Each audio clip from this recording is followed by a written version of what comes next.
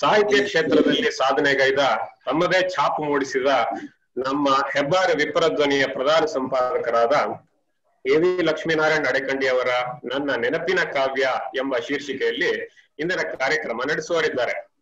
ನಮ್ಗೆ ಸಣ್ಣಲ್ಲಿದ್ದಾಗ ಬಣ್ಣ ತಗಡಿನ ತುತ್ತೂರಿ ಇಂತಹ ಬಾಲ್ಯದ ಒಂದೆರಡು ಕವನಗಳು ನೆನಪಿರ್ಬೋದು. ಆದ್ರೆ ಇವರಿಗೆ 1ನೇ ತರಗದ ಪಠ್ಯ ಪುಸ್ತಕದಿಂದ ಹಿಡಿದು ಅವರ ಓದಿನ ಉದ್ದಕ್ಕೂ ಬಂದ ಹಲವಾರು ಕವಿತೆಗಳು ನಾಲಿಗೆ ತುದಿಯಲ್ಲೇ ಇರೋದು ಆಶ್ಚರ್ಯವೇ ಸರಿ. ಈ ಕಾರ್ಯಕ್ರಮದಲ್ಲಿ ರಸಪ್ರಶ್ನೆ ಕೂಡ ಇದ್ದು 6,000 ರೂಪಾಯಿ ಬಹುಮಾನದವರೆಗೂ ಕೂಡ ಪ್ರಾಯೋಜಿಸಿದ್ದಾರೆ. ಅದು ಸ್ವತಃ ಅವರೇ ಪ್ರಾಯೋಜಿಸಿದ್ದಾರೆ. ಅವರಿಗೆ ನಮ್ಮ ನಿಮ್ಮೆಲ್ಲರ ಪರವಾಗಿ ಹಾರ್ದಿಕವಾದ ಸ್ವಾಗತ. ಈ ಕಾರ್ಯಕ್ರಮನ ತಮ್ಮ ಚಾಕಚಕ್ಯತೆಯಿಂದ ಯಾವಾಗ್ಲೂ ನಿರ್ವಹಿಸುವಂತೆ ರಸಪ್ರಶ್ನೆಗಳ ತಯಾರಿ ಹಾಗೆ ಉತ್ತರ ಪರಿಶೀಲನೆ ಜವಾಬ್ದಾರಿ ಕೂಡ ಹೊತ್ತಿದ್ದಾರೆ ಲಾವಣ್ಯ ಅಡೆಕಂಡಿ. ಅವರಿಗೂ ಸಹ ಸ್ವಾಗತ. ಹಾಗೆ ಈ ಕಾರ್ಯಕ್ರಮದಲ್ಲಿ ಸಂದರ್ಭೋಚಿತವಾಗಿ ತಮ್ಮ ಸಿರಿಕಂಠದಿಂದ ನಮ್ಮೆಲ್ಲರನ್ನ ರಂಜಿಸಲಿದ್ದಾರೆ ಹಾಡುಗಾರರು ಜಯಶ್ರೀ ರಾಮಕೃಷ್ಣ ಕೊಟ್ಟೆತೋಟ, ಆದಿತ್ಯ ಹೆಬ್ಬಾರ್ ನೀರ್ಕಟ್ಟು, ಮಮತಾ ಚಿನ್ಮಯ್, ಚಿತ್ರಪ್ರಭಾ ಸುಬ್ರಹ್ಮಣ್ಯ, ಮುರಳಿ ಕೆ.ಆರ್. ಇವರೆಲ್ಲರೂ ಈ ಕಾರ್ಯಕ್ರಮಕ್ಕೆ ವಿಶೇಷವಾಗಿ ತಯಾರಿ ನಡೆಸಿ ಕೆಲಸ ಮಾಡಿ ಬಂದಿದ್ದಾರೆ. ಇವರೆಲ್ಲರಿಗೂ ಘಟಕದ ಪರವಾಗಿ ಹೃತ್ಪೂರ್ವಕ ನಮನಗಳು ಮತ್ತು ಶುಭ ಸ್ವಾಗತ ಕೋರುತ್ತಿದ್ದೇನೆ. ಹಾಗೆ ಅತ್ಯಂತ ಉತ್ಸಾಹದಿಂದ ಈ ಕಾರ್ಯಕ್ರಮದಲ್ಲಿ ನಿರೀಕ್ಷೆಗೂ ಮೀರಿ ಸಂಖ್ಯೆಯಲ್ಲಿ ಭಾಗವಹಿಸ್ತಾ ಇದ್ದಾರೆ ಬೆಂಗಳೂರು ಘಟಕದ ಪದಾಧಿಕಾರಿಗಳಿಂದ ಹಿಡಿದು ಸದಸ್ಯರು ಹಾಗೆ ವಿವಿಧ ಘಟಕಗಳಿಂದ ಸೇರಿ ತುಂಬಾ ಸದಸ್ಯರು ಬರ್ತಾ ಇದ್ದೀರಾ. ಇವರೆಲ್ಲರಿಗೂ ನಮ್ಮ ಬೆಂಗಳೂರು ಘಟಕದ ಪರವಾಗಿ ಸ್ವಾಗತನ ಕೋರ್ತಿದ್ದೇನೆ. ಮೊದಲಿಗೆ ಈ ಕಾರ್ಯಕ್ರಮ ನಿರ್ವಿಘ್ನವಾಗಿ ನಡೆಯಲು ವಿದ್ಯಾದೇವತೆ ಶಾರದಾ ದೇವಿಯನ್ನ ಪ್ರಾರ್ಥನೆ ಮಾಡಲಿದ್ದಾರೆ.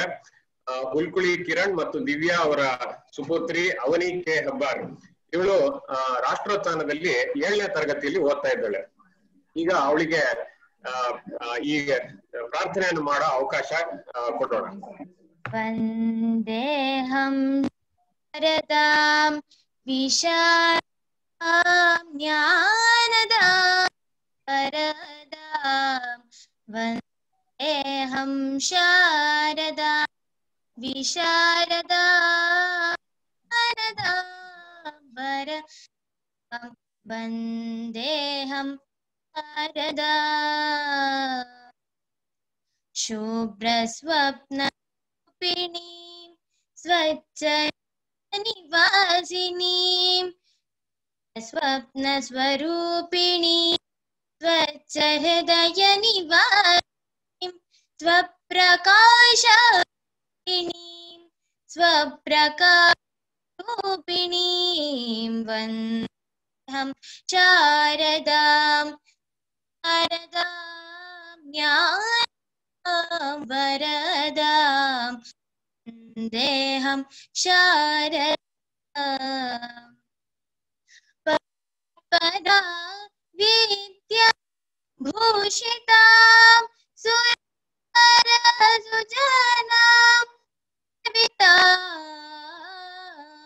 ಸುಜನಾಂ ಸುಸ್ವರಾನ್ ನಿರತಾಂ ಸುಜನಾಂ ಸುಸ್ವರಾನಿರತಾಂ. ವಂದೇಹಂ ಶಾರದಾಂ ಶಾರದಾಂ ಜ್ಞಾನದಾಂ ವರದಾಂ. ವಂದೇಹಂ ಶಾರದಾ. ಸುಶ್ರಾವ್ಯವಾಗಿ ಶಾರದಾ ಗೀತೆಯನ್ನ ಹಾಡಿದ ಅವನಿಗೆ ಘಟಕದ ಪರವಾಗಿ ಧನ್ಯವಾದಗಳು. ಈಗ ಮುಂದಿನ ಕಾರ್ಯಕ್ರಮ, ಮುಖ್ಯ ಭಾಗದ ಕಾರ್ಯಕ್ರಮ ಲಾವಣ್ಯ ಅಡೆಕಂಡಿ ಅವ್ರು ನಡೆಸ್ಕೊಡ್ಬೇಕು ಅಂತ ಕೋರ್ಕೊಳ್ತೀನಿ. ಎಲ್ರಿಗೂ ನಮಸ್ಕಾರ. ಮೊದಲಿಗೆ ಮಿಥುನ್ ಮತ್ತು ಹೆಬ್ಬಾರ್ ಬ್ರಾಹ್ಮಣ ಮಹಾಸಭಾ ಅವರಿಗೆ ಹೃತ್ಪೂರ್ವಕ ಧನ್ಯವಾದಗಳು. ಇವತ್ತು ಇಷ್ಟು ದೊಡ್ಡ ಅವಕಾಶವನ್ನ, ಇಷ್ಟು ದೊಡ್ಡ ಮಂಚವನ್ನ ನಮಗೋಸ್ಕರ ಕೊಟ್ಟಿರೋದಕ್ಕೆ. ಸೊ ಇವತ್ತಿನ ಕಾರ್ಯಕ್ರಮದಲ್ಲಿ 3 ರೀತಿಯ ಕಾರ್ಯಕ್ರಮಗಳಿದೆ. ಈಗಾಗ್ಲೇ ಮಿಥುನ್ ಅವ್ರು ಹೇಳ್ದ ಹಾಗೆ ಮೊದಲಿಗೆ ಎ.ವಿ. ಲಕ್ಷ್ಮೀನಾರಾಯಣರಾವ್ ಅಡೆಕಂಡಿ ಅಂದ್ರೆ ನಮ್ಮ ತಂದೆಯವರು ಅವ್ರು ಮಾತಾಡ್ತಾರೆ. ಅದಾದ ನಂತರ ಒಂದು ಹಾಡಿರುತ್ತೆ. ಆ ಹಾಡಿನ ನಂತರ ಒಂದು ರಸಪ್ರಶ್ನೆ ಕಾರ್ಯಕ್ರಮ ಇರುತ್ತೆ. ಸೊ 5 ಸುತ್ತುಗಳಿರ್ತವೆ. ಒಂದೊಂದು ಹಾಡಿನ ನಂತರವೂ ಒಂದೊಂದು ರಸಪ್ರಶ್ನೆ ಕಾರ್ಯಕ್ರಮ ಇರುತ್ತೆ. ಅದರ ಬಗ್ಗೆ 2 ನಿಮಿಷ ಇವಾಗ ಮಾತಾಡ್ತೀನಿ. ಹೇಗೆ ರೂಲ್ಸ್ ಅಂತ ಮೊದಲೇ ಎಕ್ಸ್ಪ್ಲೇನ್ ಮಾಡ್ಬಿಡ್ತೀನಿ. ಸೊ ರಸಪ್ರಶ್ನೆಯ ನಿಯಮಗಳು ಹೀಗಿರ್ತವೆ. ಮೊದಲು ಇದು ಎಲ್ಲರಿಗೂ ನಾವು ಕಳಿಸಿರುವಂತದ್ದು, ಕಳಿಸೋ link Google form link. So ನೀವು ಲಿಂಕ್ ಮೇಲೆ ಕ್ಲಿಕ್ ಮಾಡಿದ ತಕ್ಷಣ ಇನ್ನೊಂದು ಗೂಗಲ್ ಫಾರ್ಮ್ ಓಪನ್ ಆಗುತ್ತೆ.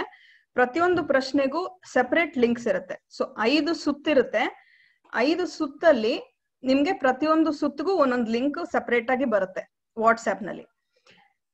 ದಯವಿಟ್ಟು ಉತ್ತರವನ್ನ ಎಲ್ರೂ ಆಂಗ್ಲ ಭಾಷೆನಲ್ಲೇ ನೀಡಿ, ಯಾಕಂದ್ರೆ ನಮ್ಗೆ ಅದನ್ನ ಲಾಸ್ಟಿಗೆ ಸ್ಕೋರ್ ಮಾಡಕ್ಕೆ ಅನುಕೂಲ ಆಗತ್ತೆ ಅನ್ನೋ ದೃಷ್ಟಿಯಿಂದ ಮಾತ್ರ. ಒಂದು ಪ್ರಶ್ನೆಗೆ ದಯವಿಟ್ಟು ಒಂದು ಮನೆಯಿಂದ ಒಂದು ಉತ್ತರ ಕೊಟ್ರೆ ಒಳ್ಳೇದಾಗತ್ತೆ. ಎಸ್ಪೆಷಲಿ ನಮ್ಗೆ ಮಾರ್ಕ್ಸ್ ಟ್ಯಾಲಿನಲ್ಲಿ ಅನುಕೂಲ ಆಗುತ್ತೆ. ಪ್ಲಸ್ ಒಂದೇ ಮನೆಯವ್ರಿಗೆ ಎಲ್ಲಾ ಬಹುಮಾನ ಹೋಯ್ತು ಅನ್ನೋದು ಕೂಡ ಅದು ಕೂಡ ಅವಾಯ್ಡ್ ಆಗತ್ತೆ. ಸೊ ಒಂದು ಮನೆಗೆ ಒಬ್ರು ಮಾತ್ರ ಉತ್ತರ ಕೊಟ್ರೆ ಒಳ್ಳೇದಾಗತ್ತೆ. ಡಿಸ್ಕಸ್ ಮಾಡ್ಕೊಂಡು ಉತ್ತರ ಕೊಡಿ. ಹೀಗೆ 5 ಸುತ್ತುಗಳಿರ್ತವೆ. ಒಂದೊಂದು ಸುತ್ತಿನಲ್ಲೂ 3 ಪ್ರಶ್ನೆಗಳಿರುತ್ತೆ. ನೀವು 3 ಪ್ರಶ್ನೆನಲ್ಲಿ 3 ಬರ್ದೇ ಇದ್ರು 2ಕ್ಕೆ ಮಾತ್ರ ಉತ್ತರ ಬರುತ್ತೆ ಅಂತಂದ್ರು ನೀವು ಸಬ್ಮಿಟ್ ಮಾಡಬಹುದು. ಆದ್ರೆ ಪ್ರತಿ ಫಾರ್ಮ್ ನಲ್ಲೂ ನಿಮ್ಗೆ ಸ್ಟಾರ್ಟಿಂಗ್ ಅಲ್ಲಿ ನಿಮ್ ಹೆಸರು ಬರೆಯಕ್ ಹೇಳುತ್ತೆ, ಮತ್ತೆ ನಿಮ್ಮ ಫೋನ್ ನಂಬರ್ ಬರೆಯಕ್ ಹೇಳುತ್ತೆ. ಸಪೋಸ್ ನಿಮ್ಮ ಹೆಸರು ಉದ್ದದಿದ್ದು ಅದಕ್ಕೆ ನಿಮ್ಗೆ ಬರೆಯಕ್ ಟೈಮ್ ಆಗತ್ತೆ ಅಂತ ಹೇಳಿದ್ರೆ, ಚಿತ್ಪ್ರಭಾ ಸುಬ್ರಹ್ಮಣ್ಯ ಅಂತಿದ್ರೆ ನೀವು ಬರೀ ಪ್ರಭಾ ಅಂತ ಹಾಕ್ಬೋದು, ಪರವಾಗಿಲ್ಲ. ಯಾಕಂದ್ರೆ ಫೋನ್ ನಂಬರ್ ಇರುತ್ತೆ, ನೆಕ್ಸ್ಟ್ ಕಾಲಮ್ ಅಲ್ಲಿ ನಿಮ್ ಫೋನ್ ನಂಬರ್ ಇರುತ್ತೆ. ಅದನ್ನ ಕರೆಕ್ಟ್ ಆಗಿ ನೀವು ಬರೆದ್ರೆ ನಮ್ಗೆ ಸ್ಕೋರಿಂಗ್ ಅಲ್ಲಿ ಅನುಕೂಲ ಆಗತ್ತೆ. 3 ಪ್ರಶ್ನೆಗಳಿಗೂ ಸರಿ ಉತ್ತರ ನೀಡಿದ್ರೆ, ಪ್ರತಿಯೊಂದು ಸುತ್ತಿನಲ್ಲೂ 3 ಪ್ರಶ್ನೆಗಳಿರುತ್ತೆ. ಆ 3 ಪ್ರಶ್ನೆಗಳಿಗೂ ಸರಿಯಾಗಿ ಉತ್ತರ ನೀಡಿದಲ್ಲಿ ಯಾರು ಕರೆಕ್ಟ್ ಆಗಿ 3 ಉತ್ತರನು ಮೊದಲಿಗೆ ನೀಡ್ತಾರೋ ಅವರಿಗೆ 1,000 ರೂಪಾಯಿ ಬಹುಮಾನ ಇರುತ್ತೆ. 3 ಪ್ರಶ್ನೆಗಳಿಗೆ ಸರಿ ಉತ್ತರ ಬರ್ಲಿಲ್ಲಪ್ಪ, ಓಕೆ 2 ಪ್ರಶ್ನೆಗಳಿಗೆ ಮಾತ್ರ ಎಲ್ರಿಗೂ ಸರಿ ಉತ್ತರ ಬಂತು. ಹಾಗಿರುವಾಗ 2 ಪ್ರಶ್ನೆಗಳಿಗೆ ಸರಿಯಾದ ಉತ್ತರವನ್ನ ಯಾರು ಮೊದಲು ಬರ್ದಿರ್ತಾರೋ ಅವರಿಗೆ 600 ರೂಪಾಯಿ ಸಿಗುತ್ತೆ. 2ಕ್ಕೂ ಉತ್ತರ ಬರ್ಲಿಲ್ಲ, ಬರೀ 1ಕ್ಕೆ ಬರ್ದಿದ್ದಾರೆ ಅಂತ ಹೇಳಿದ್ರೆ ಅವರಿಗೆ 300 ರೂಪಾಯಿ ಸಿಗುತ್ತೆ. ಸೊ ಒಂದು ಸುತ್ತಿನಲ್ಲಿ ಮ್ಯಾಕ್ಸಿಮಮ್ 1000 ರೂಪಾಯಿ ಗೆಲ್ಲುವಂತ ಅವಕಾಶ ಇರುತ್ತೆ. ಒಬ್ಬ ಇಲ್ಲಿವರೆಗೂ ಕ್ಲಿಯರಾ? Okay okay. ಸೊ ಒಬ್ಬ ಸ್ಪರ್ಧಿಗೆ ಮೊದಲನೇ ರೌಂಡ್ ಅಲ್ಲೇ ಒಂದು ಬಹುಮಾನ ಬಂತು ಅಂತ ಇಟ್ಕೊಳ್ಳೋಣ. ಮೊದಲನೇ ರೌಂಡ್ ಅಲ್ಲಿ 600 ರೂಪಾಯಿ ಗೆದ್ದಿದ್ದಾರೆ ಅವ್ರಿಗೆ ಬಹುಮಾನ ಬಂತು ಅಂತ ಇಟ್ಕೊಳ್ಳೋಣ. ಅವರು ಮುಂದಿನ ರೌಂಡ್ ಗಳಲ್ಲಿ ಸ್ಪರ್ಧಿಸಿದ್ರು ಕೂಡ ಅವರಿಗೆ ಬಹುಮಾನ ಗೆಲ್ಲುವಂತ ಅವಕಾಶ ಇರಲ್ಲ. ಬಹುಶಃ ಎಲ್ಲ ಅನ್ಮ್ಯೂಟ್ ಆಯ್ತು ಅನ್ಸುತ್ತೆ, ಮತ್ತೆ ಮ್ಯೂಟ್ ಮಾಡ್ತಾ ಇದೀನಿ. ದಯವಿಟ್ಟು ಮ್ಯೂಟ್ ನಲ್ಲಿರಿ, ಎಲ್ರಿಗೂ ಕೇಳಿಸುತ್ತೆ ಅವಾಗ. ಓಕೆ. ಸೊ ಒಬ್ಬ ಸ್ಪರ್ಧಿಗೆ ಮೊದಲನೇ ರೌಂಡ್ಗೆನೆ ಒಂದು ಬಹುಮಾನ ಬಂತು ಅಂತ ಹೇಳಿದ್ರೆ 2ನೇ ರೌಂಡ್ ಅಲ್ಲಿ ಅವರು ಸ್ಪರ್ಧಿಸಬಹುದು, ಆದ್ರೆ ಬಹುಮಾನ ಗೆಲ್ಲುವಂತ ಅವಕಾಶ ಇರೋದಿಲ್ಲ. ಹೀಗೆ ಎಲ್ರಿಗೂ ಸಮವಾಗಿ ಅವಕಾಶ ಸಿಗ್ಲಿ ಅನ್ನೋ ದೃಷ್ಟಿಯಿಂದ ಈ ನಿಯಮವನ್ನ ಮಾಡಿದೆ. ಸಮಾರಂಭದ ಕೊನೆಯಲ್ಲಿ ಮಾತ್ರ ಬಹುಮಾನವನ್ನ ಪ್ರಕಟಣೆ ಮಾಡಲಾಗತ್ತೆ. ಅಂದ್ರೆ 5 ಸುತ್ತುಗಳು ಆದ ನಂತರ ಮಾತ್ರ ಬಹುಮಾನವನ್ನ ಪ್ರಕಟಿಸಕ್ಕಾಗತ್ತೆ. ಹೀಗೆ ಮಾಡುವಾಗ ಯಾರು ಕೊನೆಯವರೆಗೂ ಇರ್ತಾರೋ ಅವ್ರ ವಿಜೇತರ ಹೆಸರನ್ನ ಅನೌನ್ಸ್ ಮಾಡಿದಾಗ ಅವ್ರಿದ್ರೆ ಮಾತ್ರ ಅವರಿಗೆ ಬಹುಮಾನ, ಇಲ್ದೆ ಇದ್ರೆ ಅದನ್ನ ಏನಾಗತ್ತೆ ಅಂತ ಈಗ ನೋಡೋಣ. 6ನೇ ಸುತ್ತು, ಈ 5 ಸುತ್ತುಗಳು ಅಲ್ದಿರ 6ನೇ ಸುತ್ತು ಬಂಪರ್ ಪ್ರಶ್ನೆದಾಗಿರುತ್ತೆ. ಇದಕ್ಕೂ ಕೂಡ 1,000 ರೂಪಾಯಿ ಬಹುಮಾನ ಇರುತ್ತೆ. ಅದರ ಜೊತೆಗೆ ಈ 5 ಸುತ್ತುಗಳಲ್ಲಿ ಸರಿಯಾಗಿ ಯಾರು ಉತ್ತರ ಬರೀದಿರಾ ಎಷ್ಟು ಮೊತ್ತ ಉಳಿದಿರುತ್ತೋ ಆ ಮೊತ್ತವನ್ನ ಬಹುಮಾನಕ್ಕೆ, ಈ ಬಂಪರ್ ಬಹುಮಾನಕ್ಕೆ ಸೇರ್ಪಡೆ ಆಗುತ್ತೆ. ಬಹುಮಾನದ ಮೊತ್ತದಲ್ಲಿ, ಇದು ಇಂಪಾರ್ಟೆಂಟ್ ಪಾಯಿಂಟ್, ಬಹುಮಾನದ ಮೊತ್ತದಲ್ಲಿ 75% ಮೊತ್ತವನ್ನ ವಿಜೇತರಿಗೆ ಮತ್ತು 25% ಮೊತ್ತವನ್ನ ವಿಜೇತರ ಪರವಾಗಿ ಸಂಸ್ಥೆಗೆ ಅಂದ್ರೆ ಹೆಬ್ಬಾರ್ ಮಹಾಸಭಾಗೆ ನೀಡಲಾಗುವುದು. ನಾವೆಲ್ಲ ನೋಡಿರ್ಬೋದು, ಕೌನ್ ಬನೇಗಾ ಕರೋರ್ಪತಿನಲ್ಲಿ ಅವರು 1 ಕೋಟಿ ಗೆದ್ದ ತಕ್ಷಣ ಅವ್ರಿಗೆ 1 ಕೋಟಿ ರೂಪಾಯಿ ಚೆಕ್ ಕೊಟ್ರುನು TDS ಅಂತ ಇರುತ್ತೆ. So tax deducted at source ಅಂತ. ಇಲ್ಲಿ ನಾವು DDS ಅಂತ ಮಾಡಿದೀವಿ, ಅಂದ್ರೆ ಡೊನೇಷನ್ ಡಿಡಕ್ಟೆಡ್ ಅಟ್ ಸೋರ್ಸ್ ಅಂತ. ಸೊ ನಿಮ್ಮ ಪರವಾಗಿ 25% ಅನ್ನ ಡೊನೇಷನ್ ರೂಪದಲ್ಲಿ ನಮ್ಮ ಹೆಬ್ಬಾರ್ ಬ್ರಾಹ್ಮಣ ಮಹಾಸಭಾ ಸಂಸ್ಥೆಗೆ ಕೊಡಲಾಗುವುದು. ಕೊನೆಯದಾಗಿ ಬಂಪರ್ ಬಹುಮಾನವನ್ನ ಯಾರೂ ಗೆಲ್ಲದೆ ಇದ್ರೆ ಆ ಇಡೀ ಬಂಪರ್ ಬಹುಮಾನದ ಮೊತ್ತವನ್ನ ಸಂಸ್ಥೆಗೆ ಕೊಡಲಾಗುವುದು. ಎಲ್ರಿಗೂ ರೌಂಡ್ಸ್ ನ ನಿಯಮಗಳು ಕ್ಲಿಯರ್ ಆಗಿದೆ ಅಂತ ಅನ್ಕೊಳ್ತೀನಿ. ಎಲ್ರನ್ನೂ ಒಂದ್ಸರಿ ನೋಡ್ತೀನಿ. ಎಲ್ರು ಓಕೆನಾ? Okay, thank you. So Lakshminarayanarao ಅಡೇಖಂಡಿ ಅವ್ರಿಗೆ ಹ್ಯಾಂಡ್ ಓವರ್ ಮಾಡ್ತೀನಿ. ದಯವಿಟ್ಟು ಅವ್ರು ಅನ್ಮ್ಯೂಟ್ ಮಾಡ್ಕೊಂಡು ಇವತ್ತಿನ ಕಾರ್ಯಕ್ರಮವನ್ನ ಶುರು ಮಾಡ್ಬೇಕು ಅಂತ ಕೇಳ್ಕೊಳ್ತೀನಿ. ಎಲ್ಲರಿಗೂ ನಮಸ್ಕಾರ. ನನ್ನ ನೆನಪಿನ ಕಾವ್ಯ. ನಮ್ಮ ಹೆಬ್ಬಾರ್ ಯುವ ಬಳಗದ ಅಧ್ಯಕ್ಷರಾದ ಮಿಥುನ್ ಗುಡ್ಡೇತೋಟ ಅವರ ಹತ್ರ ನಾನು ಈ ವಿಚಾರ ಮಾತಾಡ್ತೀನಿ ಅಂತ ಹೇಳಿದೆ. ಅವರು ಬಡಪೆಟ್ಟಿಗೆ ಒಪ್ಕೊಳ್ಳಿಲ್ಲ. ಅವರು ಕೇಳಿದ ಮೊದಲನೇ ಪ್ರಶ್ನೆ ಅಂತಂದ್ರೆ, ನನ್ನ ನೆನಪಿನ ಕಾವ್ಯ ಅಂದ್ರೆ ಈ ಕಾವ್ಯ ಅನ್ನುವ ವ್ಯಕ್ತಿ ಯಾರು, ಅದನ್ನ ಹೇಳಿ ನನಗೆ ಮೊದಲು ಅಂತ ಹೇಳಿದ್ರು. ಇದು ಕಷ್ಟಕ್ಕೆ ಬಂತಲ್ಲ ಅಂತ ಹೇಳ್ಕೊಂಡ್ಬಿಟ್ಟು ನಾನು ನನ್ನ ನೆನಪಿನ ಕವನ ಅಂತ ಬದಲಾವಣೆ ಮಾಡೋಣ ಅಂತ ಅನ್ಕೊಂಡೆ. ಅದ್ರ ಕವನ ಅಂತಲೂ ಅದು ಇನ್ನೂ ಸ್ವಲ್ಪ ಅಪಾಯನೇನೆ. ನನ್ನ ನೆನಪಿನ ಕವಿತಾ ಅಂತಂದ್ರೆ ಅದು ಇದ್ದಿದ್ದು ಡೇಂಜರಸ್ ಅಂತ ಅನಿಸ್ತು. ಕಡೆಗೆ ಇವೆಲ್ಲದನ್ನು ಬಿಟ್ಟು ನನ್ನ ನೆನಪಿನ ಪದ್ಯ ಅಂತ ಹೇಳೋಣ ಅಂತ ಅನ್ಕೊಂಡ್ಬಿಟ್ಟೆ. ಯಾಕೆಂದ್ರೆ ನಮ್ಮ ಹೆಣ್ಣು ಮಕ್ಕಳು ಕಾವ್ಯ ಅಂತ ಹೆಸರಿಟ್ಕೊಳ್ತಾರೆ, ಕವನ ಅಂತ ಹೆಸರಿಟ್ಕೊಳ್ತಾರೆ, ಕವಿತಾ ಅಂತ ಹೆಸರಿಟ್ಕೊಳ್ತಾರೆ. ಆದ್ರೆ ಪದ್ಯ ಅಂತ ಇದುವರೆಗೆ ಯಾರು ಹೆಸರಿಟ್ಕೊಂಡಿದ್ದು ನಾನು ನೋಡಿಲ್ಲೇ ಇರೋದ್ರಿಂದ ಇದು ಸೇಫ್ ಅಂತ ತಿಳ್ಕೊಂಡು ನನ್ನ ನೆನಪಿನ ಪದ್ಯ ಅಂತ ಆ ವಿಚಾರ ಮಾತಾಡ್ತೀನಿ ಅಂತ ಹೇಳಿದೆ. ಹಾಗಾದ್ರೆ ಪರವಾಗಿಲ್ಲ, ಬಟ್ ಹೆಡ್ಡಿಂಗ್ ಅದೇ ಇರ್ಲಿ, ನನ್ನ ನೆನಪಿನ ಕಾವ್ಯ ಅಂತಲೇ ಇರ್ಲಿ, ನನಗೆ ಇದು ಗೊತ್ತಿರ್ಲಿಲ್ಲ ಅಂತ ಹೇಳಿದ್ರು. ಸೊ ಆದ್ರಿಂದ ಈಗ ನನ್ನ ನೆನಪಿನ ಕಾವ್ಯ ಅನ್ನುವ ಹೆಡ್ಡಿಂಗ್ ಅಲ್ಲೇನೆ ನಾನು ಆದಷ್ಟು ಒಂದಷ್ಟು ನೆನಪುಗಳನ್ನ ನಿಮ್ಮ ಜೊತೆ ಒಟ್ಟಾಗಿ ನೆನಪು ಮಾಡಿಕೊಳ್ಳೋದಕ್ಕೆ ಪ್ರಯತ್ನ ಮಾಡ್ತಾ ಇದ್ದೀನಿ. ಮಿಥುನ್ ಅವ್ರು ಹೇಳಿದಾಗೆ ನೆನಪು 1ನೇ ಕ್ಲಾಸಿಂದ ಹಿಡಿದು ಅಂದ್ರೆ ಅಲ್ಲಿವರೆಗಿನ ನೆನಪಿಲ್ಲ. ಮೋಸ್ಟ್ಲಿ ನಮ್ಗೆ ದೇವ್ರ ಶಕ್ತಿ ಕೊಟ್ಟಿದ್ರೆ ನಮ್ಗೆ ನಮ್ಮ ತಾಯಿ ಜೋಗುಳ ಹಾಕಿ ಮಲಸಾಗಿದ್ದು ಅವಾಗಿಂದನೂ ನೆನಪಿರ್ಬೇಕಾಗಿತ್ತು. ಅದು ಯಾಕೋ ಇಲ್ಲ. ಕೊನೆಯ ಪಕ್ಷ 1ನೇ ಕ್ಲಾಸು 2ನೇ ಕ್ಲಾಸು ಆದ್ರಿಂದ ನೆನಪಿದ್ ಏನ್ ಉಳಿದಿದೆಯೋ ಎಲ್ಲರಿಗೂ ನೆನಪಿರುತ್ತೆ, ನಂಗೆ ಮಾತ್ರ ಅಂತಲ್ಲ, ಏನು ನೆನಪಿದೆಯೋ ಅದ್ರ ಬಗ್ಗೆ ಅಲ್ಲಿಂದ ತಗೊಂಡು ಒಂದು ನೆನಪಿರುವ ಪದ್ಯದ ಕಾವ್ಯದ ಅಥವಾ ಕಾವ್ಯದಂತಹ ವಿಚಾರಗಳನ್ನ ಒಂದಿಷ್ಟು ನಿಮ್ಮ ಜೊತೆ ಹಂಚ್ಕೊಳ್ಳೋದಕ್ಕೆ ಅಂತ ಇವತ್ತು ಅವಕಾಶ ಸಿಕ್ಕಿದೆ ನನಗೆ. ಅದಕ್ಕಾಗಿ ಕೃತಜ್ಞತೆ ಅರ್ಪಿಸ್ತಾ ಮಾತನ್ನ ಪ್ರಾರಂಭ ಮಾಡ್ತೇನೆ. 1ನೇ ಕ್ಲಾಸು ಅಂತ ನೆನಪು ಮಾಡ್ಕೊಂಡ್ರೆ ನನಗೆ 1ನೇ ಕ್ಲಾಸಲ್ಲಿ ಪಾಠಗಳಿದ್ದು, ಪಾಠದ ಜೊತೆ ಪದ್ಯಗಳು 1ನೇ ಕ್ಲಾಸ್ನಲ್ಲಿ ಇದ್ದಿದ್ದು ನನಗೆ ನೆನಪಿಲ್ಲ. ಆದ್ರೆ ಅದರಲ್ಲಿ ಚುಟುಕದಂಥ ಸಾಲುಗಳಿರ್ತಾ ಇದ್ವು. ಅದು ನಮ್ಗೆ ಅಕ್ಷರದ ಪರಿಚಯ, ಒತ್ತಕ್ಷರದ ಪರಿಚಯ ಇವು ಚೆನ್ನಾಗಿ ಆಗ್ಲಿ ಅನ್ನುವ ಕಾರಣಕ್ಕಾಗಿ ಅವರು ಮಾಡಿದಂತ ಒಂದು ಯೋಜನೆ ಇದು ಆಗಿನ ಕಾಲದ್ದು. ಅದರಲ್ಲಿ ನೆನಪು ಮಾಡಿಕೊಂಡ್ರೆ ಚುಟುಕುಗಳನ್ನು ಹೇಳೋದಾದ್ರೆ, ಅಕ್ಕ ಬೆಕ್ಕು ಚೆಕ್ಕುಲಿ ಚಿಕ್ಕಿಲಿ ಮುಕ್ಕೆ ಮುಕ್ಕಿತು, ಹಾರುವ ಹಕ್ಕಿ ಎರಡೇ ರೆಕ್ಕೆ ಒಂದೇ ಕೊಕ್ಕು, ಒಕ್ಕಲ ಮಕ್ಕಳು ಉಕ್ಕೆಯ ಹೊಡೆದರು ಚಕ್ಕನೆ ಬೆಳೆದು ನಕ್ಕಿತು ಭೂಮಿ.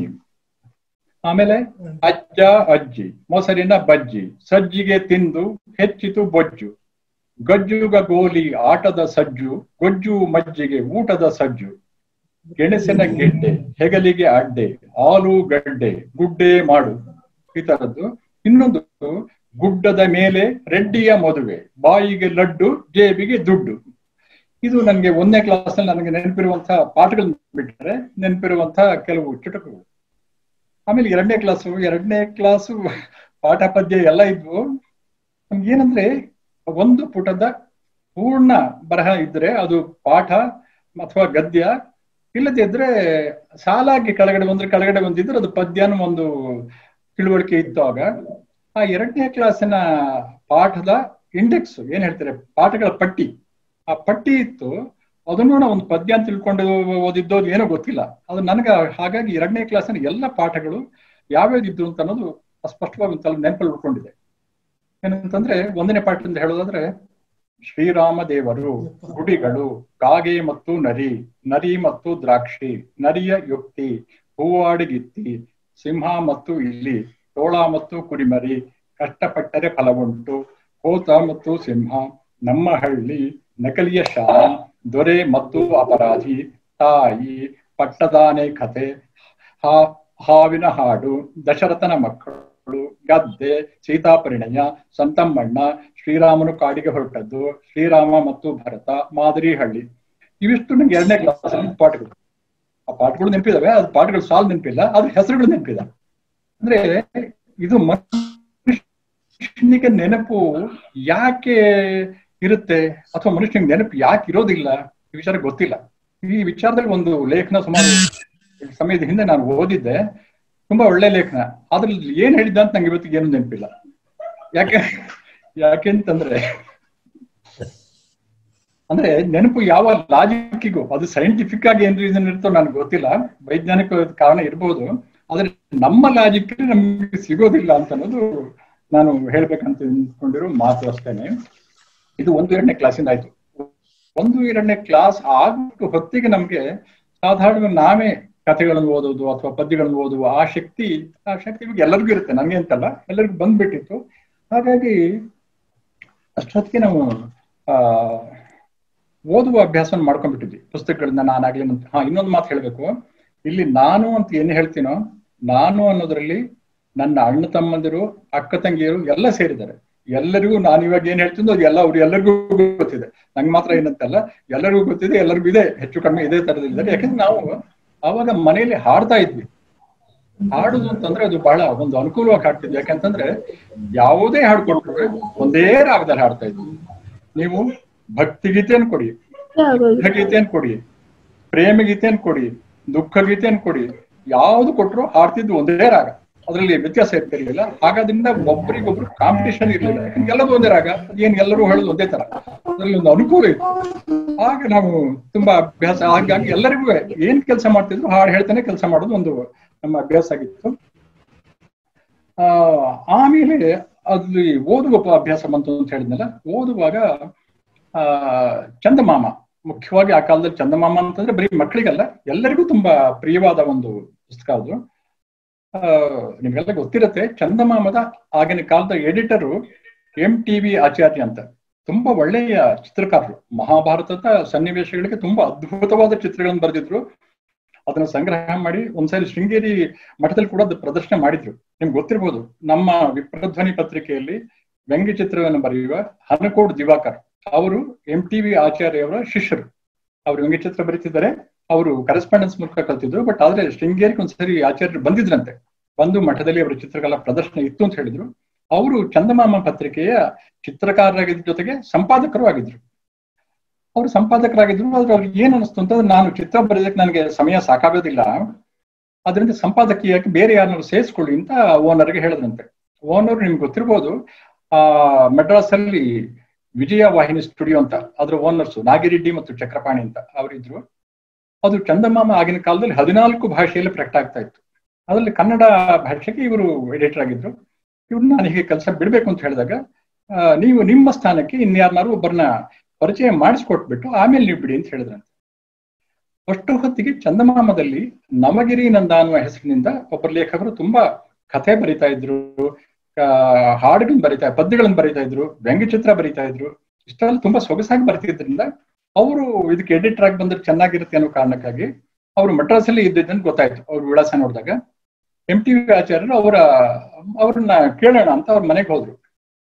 ಮನೆಗೆ ಹೋಗಿ ಮಡ್ರಾಸ್ ಹತ್ರನೇ ಹೋಗಿ ಬಾಗಿಲು ತಟ್ಟಿದ್ರು, ಮನೆ ನಂಬರ್ ನೋಡಿ. ಮನೇಲಿದ್ದ ಒಬ್ಬ ವ್ಯಕ್ತಿ ಬಂದು ಬಾಗಿಲು ತೆಗೆದು ಬನ್ನಿ ಕುತ್ಕೊಳ್ಳಿ ಅಂತ ಹೇಳಿದ್ರು. ಆಮೇಲೆ ಕುತ್ಕೊಂಡು ಏನಾಗಬೇಕಾಗಿತ್ತು, ಯಾರು ನೋಡ್ಬೇಕಾಗಿತ್ತು ಕೇಳಿದ್ರು.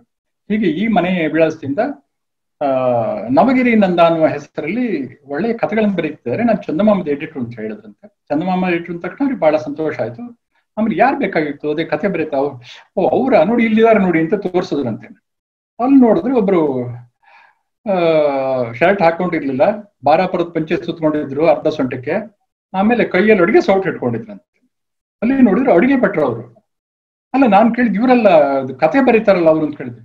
ಅದು ಇವರೇ ಕಥೆ ಬರೆಯುವುದು ಅಂತ ಹೇಳಿದ್ರು. ಅಯ್ಯೋ ದೇವ್ರೆ, ಇವ್ರು ಇಷ್ಟು ಚೆನ್ನಾಗಿ ಕಥೆ ಬರೀತಾರೆ, ಇವ್ರನ್ನ ತಗೊಂಡೋಗಿ ಎಡಿಟರ್ ಮಾಡೋದು ಹೇಗಪ್ಪ ಅಂತ ಅವರಿಗೆ ಗಾಬರಿ ಆಯ್ತಂತೆ. ಆದ್ರೆ ಅಷ್ಟು ಚೆನ್ನಾಗಿ ಅವ್ರಿಗೆ ಅವಾಗಲೇ 40 ವರ್ಷ, ಹೆಚ್ಚು ಕಡಿಮೆ 35-40 ವರ್ಷ ವಯಸ್ಸಾಗ್ತಾ ಬಂದಿತ್ತು. ನೋಡಿದ್ರು ಗೊತ್ತಾಗ್ತಿತ್ತು, ಕುರ್ಕಿ ಗಡ್ಡ ಬಿಟ್ಕೊಂಡಿದ್ರು. ಅಫ್ಕೋರ್ಸ್ ಅಡುಗೆ ಮಾಡುವ ಇದ್ರಲ್ಲಿ ಆ ಕಾಲದಲ್ಲಿ ಹೇಗಿರ್ತಿದ್ರು ಆ ತರ ಇರ್ತಾ ಇದ್ರು, ಅದರಲ್ಲಿ ಏನು ವಿಶೇಷವಾದಂತಲ್ಲ. ಆದರೂ ಕರ್ಕೊಂಡು ಹೋಗಿ ಚಂದಮಾಮದ ಅವರಿಗೆ ಪರಿಚಯ ಮಾಡಿಸೋದು, ನಾಗಿರೆಡ್ಡಿ ಅವರಿಗೆ. ನಿಮ್ಗೆ ಆಶ್ಚರ್ಯ ಆಗ್ಬಹುದು, ಈಗ ಯಾರು ನೀವು ಇಂಟರ್ವ್ಯೂಗೆ ಆ ತರದವ್ರನ್ನ ಕರ್ಕೊಂಡು ಹೋದ್ರೆ ದೇರ್ ಇಸ್ ನೋ ಚಾನ್ಸ್. ಯಾಕಂದ್ರೆ ನೀವು ನೋಡಿಯೇ ಕೆಲಸಕ್ಕೆ ತಗೊಳ್ಳೋದು ಜಾಸ್ತಿ ಇರೋದ್ರಿಂದ ಮೊದಲನೇ ರೌಂಡಲ್ಲೇ ರಿಜೆಕ್ಟ್ ಆಗೋ ಸಾಧ್ಯತೆ. ಆದ್ರೆ ಆವಾಗ ಅವ್ರನ್ನ ಎಡಿಟರ್ ಮಾಡಿದ್ರು.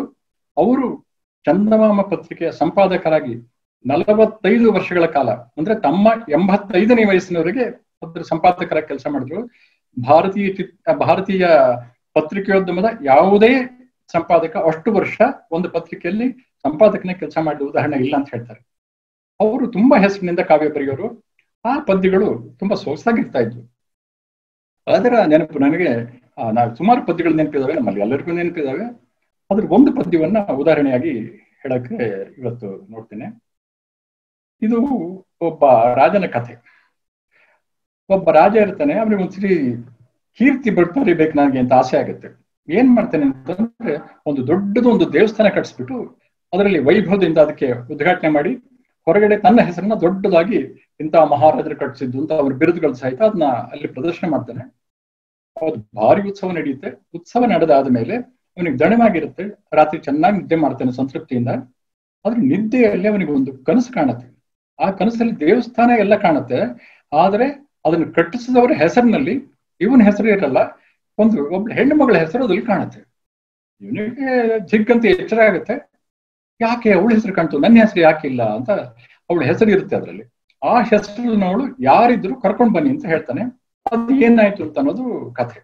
ಆ ಪದ್ಯ ಹೀಗಿದೆ: ಪೂರ್ವದಲ್ಲಿ ರಾಜನೊಬ್ಬ ಕೀರ್ತಿಗಾಗಿ ಆಸೆ ಪಟ್ಟು ಭವ್ಯ ಗುಡಿಯ ನಿರ್ಮಿಸಲ್ಕೆ ಮನವ ಮಾಡಿದ, ಜನಕ್ಕೆ ಪ್ರಕಟಗೊಳಿಸಿದ.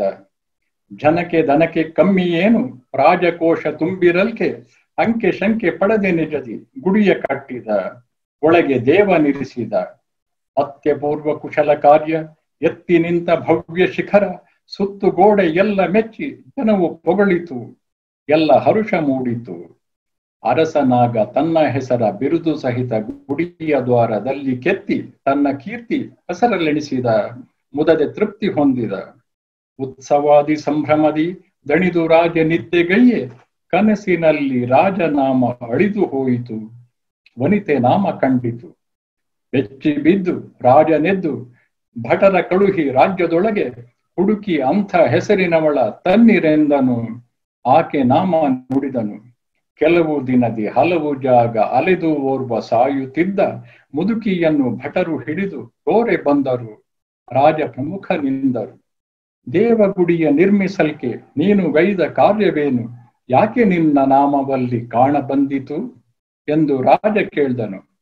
ಮುಗ್ಧ ವೃದ್ಧೆ ನಡುಗಿ ನಿಂತು, ಎನ್ನೊಡೆಯ ನಾನರಿಯೆ, ಗುಡಿಯ ಕಲ್ಲು ಹೊರುವ ಪಶುಗೆ ಮೇವನಾಕಿದೆ, ನೀರ ಕೊಟ್ಟೆನೆಂದಳು. ಜನದ ಹಣವ ಬಳಸಿ ನಾನು ಕೀರ್ತಿ ಬಯಸಿ ಸ್ವಾರ್ಥಿಯಾದೆ, ಈಕೆಯದೆ ನಿಸ್ವಾರ್ಥ ಸೇವೆ ಎಂದರಸ ನುಡಿದನು. ಆಕೆ ಹೆಸರ ಕೆತ್ತಿರೆಂದನು. ಪದ್ಯ. ಹೀಗೆ ಚಂದಮಾಮದ ಅನೇಕ ಪದ್ಯಗಳಿದ್ವು. ಮತ್ತೆ ಹೇಗೇನ್ ಪಾಠಕ್ಕೆ ಬರೋದಾದ್ರೆ 3-4ನೇ ಕ್ಲಾಸಲ್ಲಿ ನನಗೆ ಪದ್ಯಗಳು ಅಷ್ಟು ಇದ್ದಿದ್ದು ನೆನಪಿಲ್ಲ. ಆದ್ರೆ ಇಲ್ಲ 4ನೇ ಕ್ಲಾಸಲ್ಲಿ ನನಗಿರ್ಲಿಲ್ಲ. ನಮ್ಮ ಅದರಲ್ಲಿ ಮಂಗೇಶ್ವರಾಯರ ಪದ್ಯಗಳು, ಅವ್ರ ಪದ್ಯ ಕೇಳಿರ್ತೀಯಲ್ಲ. ನಾಗರ ಹಾವೆ ಹಾವಳು ಹೂವೆ ಬಾಗಿಲ ಬಿಲದಲ್ಲಿ ನಿನ್ನಯ್ಯ ಠಾವೆ ಕೈಗಳ ಮುಗಿವೆ ಹಾಲನ್ನಿವೆ ಬಾ ಬಾ ಬಾ ಬಾ ಅಂತ ಒಂದು ಪದ್ಯ. ಅದು ಕೊನೆಗೆ ಏನಾಗುತ್ತೆ ಅಂದ್ರೆ, ಎಲೆ ನಾಗಣ್ಣ ಹೇಳಲು ನಿನ್ನ ತಲೆಯಲ್ಲಿ ರನ್ನವಿದೆ ನಿಜವೇನಣ್ಣ, ಬಲು ಬಡವರಿಗೆ ಕೊಪ್ಪರಿಗೆ ಚಿನ್ನ ತಾ ತಾ ತಾ ತಾ ಅಂತ ಬರುತ್ತೆ.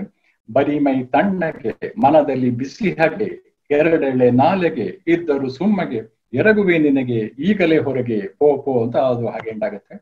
ಇನ್ನೊಂದು ಉತ್ತರಿಯ ಹಾಡು ಅಂತ, ಎಲ್ಲಿ ಭೂರಮೆ ದೇವ ಸನ್ನಿಧಿ ಬಯಸಿ ಬಿಮ್ಮನೆ ಬಂದಳೋ, ಎಲ್ಲಿ ಮೋಹನ ಗಿರಿಯ ಬೆಡಗಿನ ರೂಪಿನಿಂದಳೆ ನಿಂದಳೋ ಅಂತ ಪ್ರಾರಂಭ ಆಗುತ್ತೆ. ಅದ್ರಲ್ಲಿ ಇದು ಅಗಸ್ತ್ಯನ ತಪದ ಮಣೆ, ಕಾವೇರಿ ತಾಯ ತವರ್ಮನೆ, ಕದನ ಸಿರಿಗುಯ್ಯಾಲೆ ತೂಗಿದನ್ ಇಲ್ಲಿ ಚಂದಿರವರ್ಮನೆ ಎಂಡಾಗುತ್ತೆ.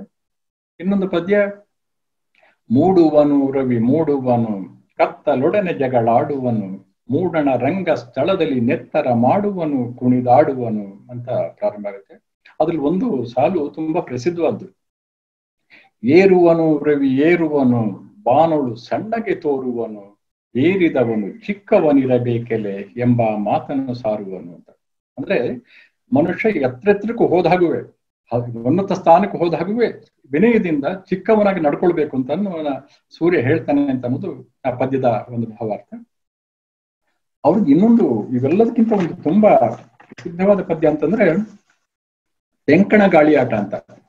ಅದು ಅವರು ಸಮುದ್ರ ತೀರದ ಪ್ರದೇಶದಲ್ಲಿ ವಾಸ ಮಾಡಿದವರು. ಅಲ್ಲಿ ಹಳ್ಳಿಯಲ್ಲಿ ಬಿರುಗಾಳಿ ಬಂದಾಗ ಅಥವಾ ಸುಂಟು ಗಾಳಿ ಬಂದಾಗ, ಚಂಡಮಾರುತ ಬಂದಾಗ ಯಾವ ತರ ಆಗ್ತಿತ್ತು ಅಂತ ಅನ್ನೋದನ್ನ ಆ ಒಂದು ಪದ್ಯದಲ್ಲಿ ತೋರಿಸಿದ್ದಾರೆ. ಬರುತ್ತಿದೆ ಅಹಹ ದೂರದಿ ಬರುತ್ತಿದೆ ಉಸುಗುಟ್ಟುವ ಪಾತಾಳದ ಹಾವು, ಹಸಿವಿನ ಭೂತವು ಕೂಯುವ ಕೂಗು, ಹೊಸತಿದು ಕಾಲನ ಕೋಣನ ಹೋಗು.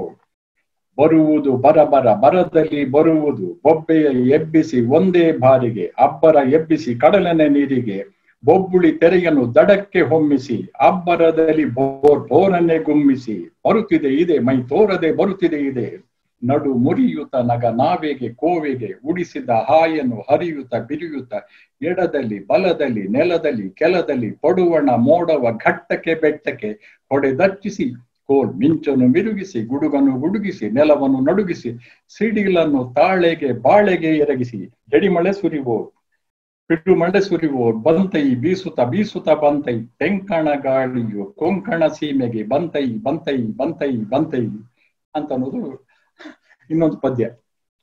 ಇದು ಪಂಜೆ ಮಂಗೇಶ್ ರಾಯರು ಅಂದ್ರೆ ಮಕ್ಕಳಿಗಾಗಿ ತುಂಬಾ ಒಳ್ಳೆಯ ಪದ್ಯಗಳನ್ನ ಕಥೆಗಳನ್ನ ಬರೆದಿದ್ದಾರೆ. ಅವ್ರದ್ದು ಒಂದು ಕಥೆ ನೀವೆಲ್ಲ ನೋಡಿರ್ತೀವಿ, ಇದು ಸಿನಿಮಾ ಅಲ್ಲ, ಅದು ಟಿವಿಯಲ್ಲಿ ನಾಟಕ ಕೂಡ ಆಗಿ ಬಂದಿತ್ತು ಕೇಂದ್ರದಿಂದ, ಸೆಂಟ್ರಲ್ ಲೆವೆಲ್ದಿಂದ. ಅವ್ರ ಬಗ್ಗೆ ಒಂದು ಘಟನೆ ಹೇಳ್ತಾ ಇರೋದು, ನಿಜ ಸುಳ್ಳು ಗೊತ್ತಿಲ್ಲ. ಒಂದ್ಸರಿ ಅವರು ಪಂಜೆ ಮಂಗೇಶ್ ರಾಯರು ಬೆಂಗಳೂರಿಗೆ ಬಂದ್ರಂತೆ. ಬೆಂಗಳೂರಿಗೆ ಬಂದಾಗ ಅವರು ಸ್ನೇಹಿತರೊಬ್ರು ಸಿಕ್ಕಿದ್ರು. ಏನು ಬೆಂಗಳೂರಿಗೆ ಬಂದಿದ್ದೀರಲ್ಲ, ಏನಾದ್ರು ಕಾರ್ಯಕ್ರಮ ಇತ್ತ ನಿಮ್ದು ಹೇಳಿದಂತೆ. ಇಲ್ಲ, ಫಾರ್ ಚೇಂಜ್ ಕಮ್ ಅಂತ ಹೇಳಿದ್ರು. ನಿಮ್ಮ ಮನೆಯವರು ಬಂದಿದಾರೋ ಕೇಳಿದಂತೆ. ಮೊದಲೇ ಹೇಳಿದ್ನಲ್ಲಪ್ಪ, how come here for a change ಅಂತ ಹೇಳಿದ್ರು. ಇದು ಮಂಗೇಶ್ ರಾಯ್, ಅದು ನಿಜವಾಗ್ಲೂ ಸುಳ್ಳು ನಂಗೆ ಗೊತ್ತಿಲ್ಲ, ಅದು ಅವ್ರ ಬಗ್ಗೆ ಹೇಳುವ ಒಂದು ಘಟನೆ. ಅದಲ್ಲದೆ ನಮಗೆ ಅದಾದ್ಮೇಲೆ ಮತ್ತೆ ಏನು 5ನೇ ಕ್ಲಾಸು 6ನೇ ಕ್ಲಾಸು ನಮ್ಮ ಅಣ್ಣ ನಮ್ಮನ್ನ ಮತ್ತೆ ಓದೋದಕ್ಕೆ ಕಳಿಸಿದ್ರು. ನಾನು 4 ವರ್ಷ ಓದೋದ್ ಬಿಟ್ಟು ಮನೇಲಿದ್ದೆ. ಪ್ರೈಮರಿ ಸ್ಕೂಲ್ ಮುಗಿದ್ಮೇಲೆ 4 ವರ್ಷ ಮತ್ತೇನು ಓದ್ಲಿಲ್ಲ. ಸಂತೋಷವಾಗಿ ಮನೆಯಲ್ಲಿ ಮನೆ ಕೆಲಸ ಮಾಡ್ಕೊಂಡು, ತೋಟದ ಕೆಲಸ ಮಾಡ್ಕೊಂಡು, ದನ ಗಿನ ಎಲ್ಲ ಮೇಯಿಸ್ಕೊಂಡ್ಬಿಟ್ಟು, ಮತ್ತೆ ಸೊಪ್ಪು ತರೋದು, ಕೊಟ್ಟಿಗೆಗೆ ಗದ್ದರಕ್ಕೆ ತರೋದು, ಇವೆಲ್ಲ ಮಾಡ್ಕೊಂಡು ತುಂಬಾ ಸಂತೋಷವಾಗಿತ್ತು ಜೀವನ. ಅದು ಅಣ್ಣ ನಮ್ಮ ಮತ್ತೆ ಬಿಡ್ಲಿಲ್ಲ, ಕರ್ಕೊಂಡು ಹೋಗಿ ಸ್ಕೂಲಿಗೆ ಸೇರಿಸಿದ್ರು. ಹಾಗೆ ಮತ್ತೆ ಓದೋದಕ್ಕೆ ಸೇರ್ಕೋಬೇಕಾಯ್ತು. ಸೇರ್ಕೊಂಡ್ಮೇಲೆ ನಮ್ಗೆ 5ನೇ ಕ್ಲಾಸ್ 6ನೇ ಕ್ಲಾಸ್ನಲ್ಲಿ ಅವಾಗ ಅದ್ರಲ್ಲಿದ್ದ ಕೆಲವು ಪದ್ಯಗಳನ್ನ ಹೇಳೋದಾದ್ರೆ, ಒಂದು ಕುವೆಂಪು ಅವರ ಪದ್ಯ. ಕುವೆಂಪು ಅವರನ್ನ ನಾನು ಒಂದು ಸಾರಿ ನೋಡಿದ್ದೇನೆ, ಅಲ್ಲಿ 2 ಸಾರಿ ನೋಡಿದ್ದೀನಿ. ಒಂದು ಸಾರಿ ಮೈಸೂರಲ್ಲಿ ರಾಮಕೃಷ್ಣಾಶ್ರಮದಲ್ಲಿ ಒಂದು ಪ್ರಬಂಧ ಸ್ಪರ್ಧೆ ಏರ್ಪಡಿದ್ರು. ಅಂದ್ರೆ ಈ ವಿವೇಕಾನಂದರ ಶತಮಾನೋತ್ಸವ ಸಂದರ್ಭದಲ್ಲಿ ಇಡೀ ಸ್ಟೇಟ್ಗೆ ಒಟ್ಟಾಗಿ ಒಂದ್ಸರಿ ಪ್ರಬಂಧ ಸ್ಪರ್ಧೆ ಏರ್ಪಡಿಸಿದ್ರು. ಅದು ಹೈಸ್ಕೂಲ್ನಿಂದ ಪಾರ್ಟಿಸಿಪೇಟ್ ಮಾಡೋಂಥದ್ದು. ನಾನು ಪಾರ್ಟಿಸಿಪೇಟ್ ಮಾಡಿದ್ದಿ, ಅದ್ರಲ್ಲಿ ಬಹುಮಾನ ಬಂದಿದ್ದಕ್ಕೆ ಮೈಸೂರಿಗೆ ಹೋದಾಗ ಮೊರಾರ್ಜಿ ದೇಸಾಯಿ ಅವರ ಅಧ್ಯಕ್ಷತೆಯಲ್ಲಿ ಕುವೆಂಪು ಅವರಿಂದ ಕರೆಸಿ ಅವರಿಂದ ಬಹುಮಾನ ವಿತರಣೆ ಮಾಡಿದ್ರು. ಅದರಲ್ಲಿ ಅವರು ಒಂದು ಕುವೆಂಪು ಸಭೆಗೆ ಬಂದಾಗ ಒಂದು ಮಾತಲ್ಲಿ ಒಂದು ಹೇಳಿದ್ರು. ಅವರು ಯಾವ್ದನ್ನು ಮುಚ್ಚಿ ಹಿನ್ನೆಲೆ ಮನೆ ಬಿಚ್ಚಿ ಹೇಳೋರು, ಯಾವ್ದನ್ನು ಸ್ವಲ್ಪ ವರ್ಟ್ ಅಂತ್ಕೊಂಡ್ರು ಹಿಂದೆ ಇಟ್ಟು ಹಾಕ್ತಿರ್ಲಿಲ್ಲ ಮಾತು ಹೇಳೋದಕ್ಕೆ. ಅವ್ರಲ್ಲಿ ಹೇಳಿದ ಒಂದು ಮಾತು ನಂಗೆ ನೆನಪಲ್ಲಿ ಉಳ್ಕೊಂಡಿದೆ. ಏನಂದ್ರೆ, ಇವತ್ತು ಮಾತಾಡೋದಕ್ಕೆ ಇವತ್ತಿನ ಸಭೆಗೆ ಖಾದಿ ವಸ್ತ್ರಧಾರಿಯಾದ ಮೊರಾರ್ಜಿ ದೇಸಾಯಿ ಅವರು ಬಂದಿದ್ದಾರೆ. ರಾಮಕೃಷ್ಣಾಶ್ರಮದಲ್ಲಿ ನಡೀತಾ ಇರೋದು, ಇಲ್ಲಿ ಕಾವಿ ವಸ್ತ್ರಧಾರಿಗಳಿದ್ದಾರೆ. ನಾನು ಖಾದಿ ವಸ್ತ್ರಧಾರಿಯೂ ಅಲ್ಲ, ಕಾವಿ ವಸ್ತ್ರಧಾರಿಯೂ ಅಲ್ಲ, ನಾನು ಶ್ವೇತ ವಸ್ತ್ರಧಾರಿ. ಆದ್ರಿಂದ ನನಗೆ ಯಾವ ಖಾದಿಯವರು ಹೇಳಬೇಕಾದ ಯಾವ ಹಂಗೂ ಇಲ್ಲ, ಅಥವಾ ಕಾವಿ ಉಟ್ಕೊಂಡವರು ಅವರು ಕೂಡ ಕೆಲವು ಮಾತು ಆಡಕ್ಕಾಗಲ್ಲ. ಆದ್ರೆ ನನಗೆ ಯಾವ ನಿಬಂಧನೆಗಳು ಇಲ್ಲ ಅಂತ ಹೇಳಿ ಮಾತು ಪ್ರಾರಂಭ ಮಾಡಿದ್ರು. ಅದ್ ನೆನಪಾಗುತ್ತೆ. ಅವ್ರ ಪದ್ಯ ಸುಮಾರು ಪದ್ಯಗಳಿದ್ದು. ಜೀವ ರಥೋತ್ಸವ ಇದನ್ನು ನಣಕಿಸಿದವರು ಎಲೆ ಸನ್ಯಾಸಿ ಅಂತ ಒಂದು ಪದ್ಯ. ಆಮೇಲೆ ಅಡುಗೆ ಗೆಜ್ಜೆ ನಡುಗೆ ಹೆಜ್ಜೆ ಇಡುತ್ತಾ ಸುಗ್ಗಿ ಬರುತ್ತಿದೆ ಅಂತ ಒಂದು ಪದ್ಯ ಇತ್ತು. ಎಲ್ಲದಕ್ಕಿಂತ ಹೆಚ್ಚು ಆಗಿನ ಕಾಲದ ಜನಪ್ರಿಯವಾದ ಪದ್ಯ ಕೂಡ ಅಂತಂದ್ರೆ ಕುಮಾರವ್ಯಾಸನ ಬಗ್ಗೆ ಅವರು ಬರೆದ ಒಂದು ಅಪರೂಪದ ಪದ್ಯ. ನಾನು ಮೊದಲು ಹೇಳಿದಾಗ ರಾಮಕೃಷ್ಣಾಶ್ರಮದವರು ಅಷ್ಟು ಮಾತಾಡಿದ್ರು ಕೂಡ ಕುವೆಂಪು ಅವರು ರಾಮಕೃಷ್ಣಾಶ್ರಮದಲ್ಲೇ ಬೆಳೆದವರು. ಅವರಿಗೆ ರಾಮಕೃಷ್ಣರ ಬಗ್ಗೆ, ವಿವೇಕಾನಂದರ ಬಗ್ಗೆ ತುಂಬಾ ಗೌರವ ಇತ್ತು. ಅವ್ರ ಮೇಲೆ ಕೂಡ ಪದ್ಯಗಳನ್ನು ಬರೆದಿದ್ದಾರೆ. ರಾಮಕೃಷ್ಣ ಪರಮಹಂಸರ ಮೇಲೆ, ಭಾರತ ಖಂಡದ ನೀಲ ಗಗನವ ತಿಮಿರ ಮುಸುಕಿರಲು, ಭಾರತೀಯರು ತಮ್ಮ ಧ್ಯೇಯವ ಮರೆತು ಮಲಗಿರಲು, ಪರಮ ಹಂಸನೆ ಉದಯ ಸೂರ್ಯನ ತೆರೆದಿ ರಂಜಿಸಿದೆ ಅಂತ ಇನ್ನು ದೊಡ್ಡ ಪದ್ಯ ಅದು ಬರೆದಿದ್ದಾರೆ. ವಿವೇಕಾನಂದರ ಬಗ್ಗೆ, ಶ್ರೀ ವಿವೇಕಾನಂದ ಗುರುವರ ನವಯುಗಾಚಾರ್ಯ ರಾಮಕೃಷ್ಣರ ಭೀಮ ಶಿಷ್ಯನೇ ವೀರ ವೇದಾಂತಿ ಅಂತ ಅದೊಂದು ಪದ್ಯ ಇದೆ. ಅದು ನಮ್ಮ ಟೆಕ್ಸ್ಟ್ ಅಲ್ಲಿ ಇರ್ಲಿಲ್ಲ, ಬೇರೆ ನಾನು ಅವ್ರ ಕವನ ಸಂಘಗಳಲ್ಲಿ ಓದಿತ್ತು. ಟೆಕ್ಸ್ಟ್ ಅಲ್ಲಿ ಇದ್ದಿದ್ದು ಮೊದಲೇ ಹೇಳಿದಾಗೆ ಕುಮಾರವ್ಯಾಸನ ಬಗ್ಗೆ ಬರೆದ ಪದ್ಯ ತುಂಬಾ ಆಗಿತ್ತು.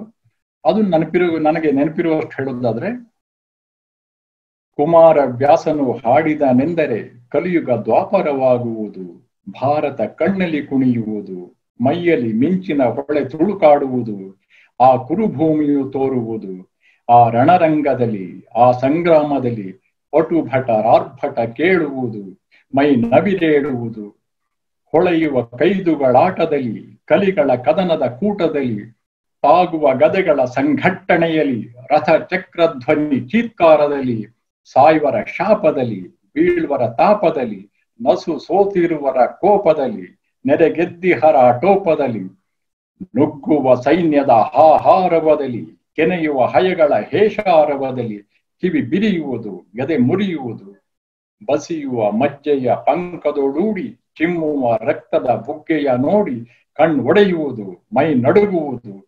ಕೇಳಿರಿ ಪಾರ್ಥನ ಸಾರಥಿಯ ರಣಗೀತೆಯನು ರಣನೀತಿಯನು ಬೋಧಿಸುವನು ನಿರ್ಭೀತಿಯನು, ಕುರು ರಂಗದ ಶರಶಯ್ಯೆಯಲ್ಲಿ ಭೀಷ್ಮನು ಮಲಗಿಯನು, ಹೆಣಗಳ ಬಣಬೆಯ ಮಂಚದಲ್ಲಿ ನೆತ್ತರ ನಿಂಟುತ್ತಲಿರುವನು ಭೀಮನು ಅಯ್ಯೋ ನೋಡಲ್ಲಿ, ರಥದಿಂದುರುಳುತ್ತಲಿರುವನು ಕರ್ಣನು ಹಾ ನೋಡಲ್ಲಿ.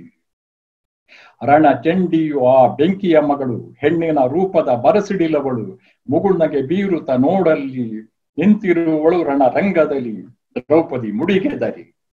ವೈಶಂಪಾಯನ ಸರಸಿನ ತೀರದಿ ತೋರುವರಾರಲ್ಲಿ, ಕೌರವ ದೇವನು ಸಿಡಿಲಾಗಿರುವನು ಭೀಮನ ಸರಸದಲ್ಲಿ, ವೈರಿಯ ಎದೆಯನು ಬಡಿಯುವ ಗದೆಯನು ಮೇಲೆತ್ತಿರುವನು ನೋಡಲ್ಲಿ. ಭೀಮನು ಬಿದ್ದನೆ ಕೌರವ ಗೆದ್ದನೆ ಮುಂದಾಗುವುದನ್ನು ಕಾಣಲ್ಲಿ, ಇದಾವ ನ್ಯಾಯ ಏನ ನ್ಯಾಯ ಕೃಷ್ಣನ ಕುಹಕವ ನೋಡಲ್ಲಿ. ಏನನ್ನು ನೋಡುವೆ ತಡೆಯುವೆ ಏಕೆ ಕೌರವ ರಾಯನು ಮಡಿಯಲೆ ಬೇಕೆ, ಯುವಕನೆ ತುಡುಕು ಕಠಾರಿಯನು ಹೊಡೆ ರಣಭೇರಿಯನು, ನಡೆ ನಡೆ ಊದು ತುತೂರಿಯನು ಕರೆ ರಣಮಾರಿಯನು. ಕುಮಾರವ್ಯಾಸನು ಹಾಡಿದನೆಂದರೆ ಕಲಿಯುಗ ದ್ವಾಪರವಾಗುವುದು, ಭಾರತ ಕಣ್ಣಲ್ಲಿ ಕುಣಿಯುವುದು, ಮೈಯಲ್ಲಿ ಮಿಂಚಿನ ಹೊಳೆ ತುಳುಕಾಡುವುದು, ಕಲಿ ಕೆಚ್ಚಾಗುವನು ಕವಿ ಹುಚ್ಚಾಗುವನು. ಇದು ಪದ್ಯ. ಇನ್ನು ಇಲ್ಲ ಏನೋ ಗಲಾಟೆ ಕ್ಲಾಸ್ ಸ್ವಲ್ಪ ಡಿಸ್ಟರ್ಬೆನ್ಸ್ ಇದೆ ಅಂತ ಕಾಣುತ್ತೆ.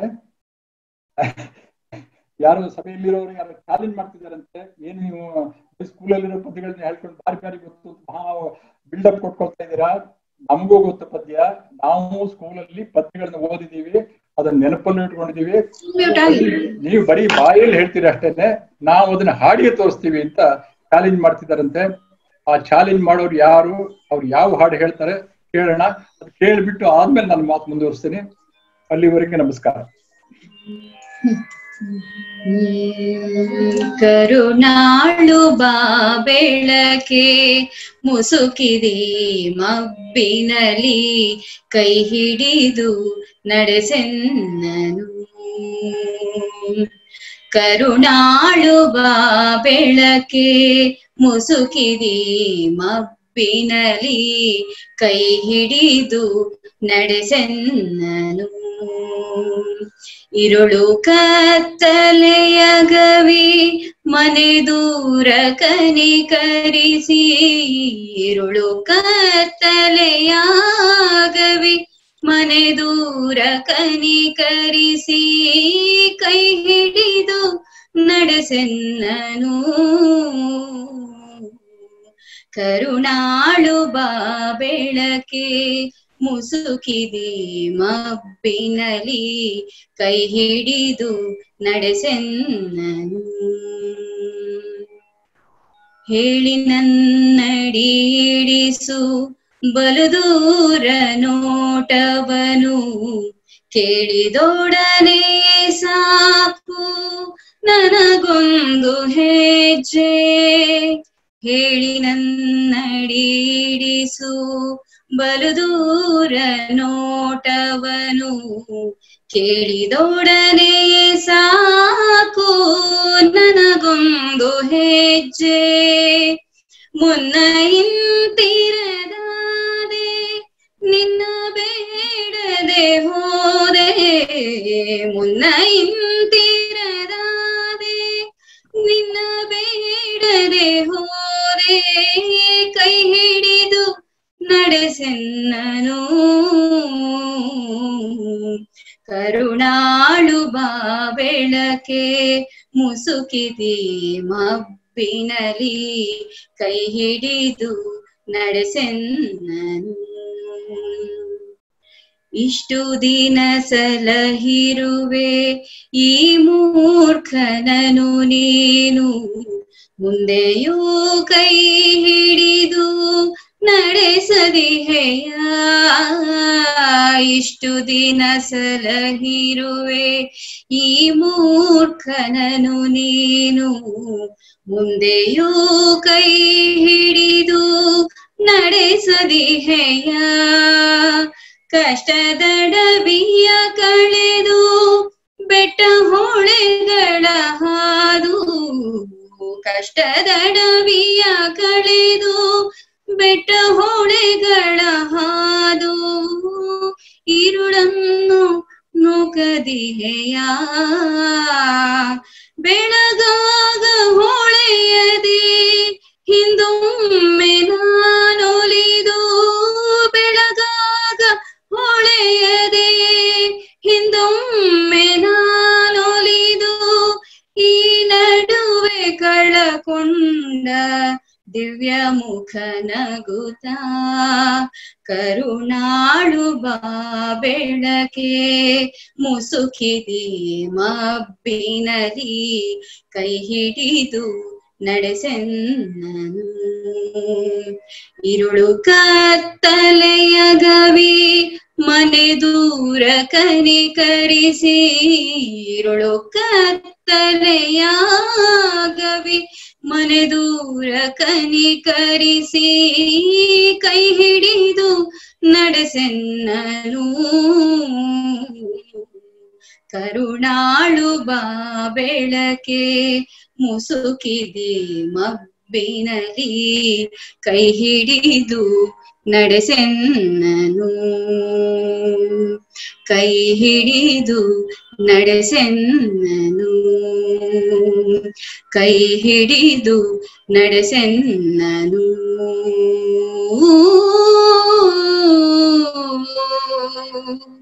ಕೈ ಹಿಡಿದು ನಡೆಸೆನ್ನನು. ಧನ್ಯವಾದಗಳು. ಧನ್ಯವಾದಗಳು. ಚಾಲೆಂಜ್ ಮಾಡಿ ನೀವು ಮಾತ್ರ ಏನ್ ಹೇಳೋದು, ನಾವು ಪದ್ಯ ಇದ್ದಿದ್ದನ್ನ ಸುಶ್ರಾವ್ಯವಾಗಿ ಹಾಡ್ತೀವಿ ಅಂತಾನೆ ಬಹಳ ಚೆನ್ನಾಗಿ ಸೊಗಸಾಗಿ ಹಾಡ್ದಂತ ಮಮತಾ ಚಿನ್ಮಯ ಅವರಿಗೆ ಧನ್ಯವಾದಗಳು. ಮಮತನ್ ಬಗ್ಗೆ ಹೇಳ್ಬೇಕು ಅಂದ್ರೆ ನಮ್ಮ ಹೆಬ್ಬಾರ್ ಬ್ರಾಹ್ಮಣ ಮಹಾಸಭಾದ ಕಲ್ಚರಲ್ ಇವೆಂಟ್ಸ್ಗೆ ಅವರು ಮತ್ತೆ ನಮ್ಮ ಜಯಶ್ರೀ ರಾಮಕೃಷ್ಣ ಅವರು ಒಂಥರ ಬೆನ್ನೆಲುಬು. ಅವ್ರ ಹಾಡ್ ಇಲ್ದಿರ ಯಾವ ಕಾರ್ಯಕ್ರಮನೂ ಸಂಪೂರ್ಣವಾಗಿ ಆಗುತ್ತೆ ಅಂತ ಅನ್ಸೋದೇ ಇಲ್ಲ. ಹಾಗಾದ್ರಿಂದ ಬಹಳ ಸಂತೋಷ ಇವತ್ತು ನಮ್ಮೊಂದಿಗೆ ಬಂದು ನಿಮ್ಮ ಸುಶ್ರಾವ್ಯವಾದ ಕಂಠದಲ್ಲಿ ಈ ಹಾಡನ್ನ ಹೇಳಿದ್ದಕ್ಕೆ. ನಮಸ್ಕಾರ, ಧನ್ಯವಾದಗಳು. ಈಗ ಮೊದಲನೇ ರೌಂಡಿನ ಪ್ರಶ್ನೆಗೆ ಎಲ್ರೂ ರೆಡಿ ಆಗಿದ್ದೀರಾ? ನಾನು ವಾಟ್ಸ್ಆಪ್ ಗ್ರೂಪ್ ನಲ್ಲಿ ನೋಡ್ದೆ, ಒಂದ್ 41 ಜನ ಇದ್ದೀರಾ, ಆದ್ರೆ ಇಲ್ಲಿ 78 ಜನ ಇದೀವಿ ಆಗ್ಲೇ. ಸೊ ಒಂದ್ ಮನೆಯಿಂದ ಒಂದು ಲಾಗಿನ್ ಅಲ್ಲಿ ಲಾಗಿನ್ ಆಗಿದ್ದೀರಾ ಅಂತ ಅನ್ಕೊಂಡಿದೀನಿ. ಇನ್ನು ಯಾರಾದ್ರೂ ಲಾಗಿನ್ ಆಗಿಲ್ಲ ಅಂದ್ರೆ ದಯವಿಟ್ಟು ನಿಮ್ಮ ಝೂಮ್ ಚಾಟ್ ನಲ್ಲಿ ನೋಡಿ. ಈಗ ಒಂದ್ ಲಿಂಕ್ ಕಳಿಸ್ತಾ ಇದೀನಿ, ಈಗ್ಲೇ ಇಮ್ಮಿಡಿಯೇಟ್ ಆಗಿ ಈ ವಾಟ್ಸ್ಆಪ್ ಲಿಂಕ್ ಗೆ ಜಾಯಿನ್ ಆಗಿ. ನನ್ನ ಮುಂದಿನ ಪ್ರಶ್ನೆ ಏನಿದೆ, ಪ್ರಶ್ನೆನ ನಾನು ಇಲ್ಲಿ ತೋರಿಸ್ತೀನಿ, ಮತ್ತೆ ನಿಮ್ಮ ಪ್ರಶ್ನೆ ಪತ್ರಿಕೆಯಲ್ಲಿ ಗೂಗಲ್ ಫಾರ್ಮ್ ಅಲ್ಲಿ ಕೂಡ ಇರುತ್ತೆ ಅದು. ಅದನ್ನ ನೋಡ್ಕೊಂಡು ನೀವು ಉತ್ತರವನ್ನ ಕೊಡ್ಬೇಕಾಗತ್ತೆ. ಅಲ್ಲೇನೆ ಎಷ್ಟು ಬೇಗ ಆಗತ್ತೆ ಅಷ್ಟು ಬೇಗ ಉತ್ತರ ಕೊಡಿ. ನಿಮ್ಮ ಹೆಸರನ್ನ ಜಾಸ್ತಿ ಉದ್ದವಾಗಿ ಟೈಪ್ ಮಾಡ್ಲಿಕ್ಕೆ ಹೋಗ್ಬೇಡಿ, ನಂಬರ್ ಮಾತ್ರ ಕರೆಕ್ಟ್ ಆಗಿ ಹಾಕಿ, ಓಕೆನಾ? ಮತ್ತೆ ಇಂಗ್ಲಿಷ್ ನಲ್ಲಿ ಟೈಪ್ ಮಾಡಿ, ಓಕೆ? ಸೊ ಈಗ ಮತ್ತೆ ನಾನು ಸ್ಕ್ರೀನ್ ಶೇರ್ ಮಾಡ್ತೀನಿ, ಹಾಗೆ ಪ್ರಶ್ನೆಗಳು ಮುಗ್ದಿದ ತಕ್ಷಣ ನಿಮ್ಗೆ ಲಿಂಕ್ ಕಳಿಸ್ತೀನಿ.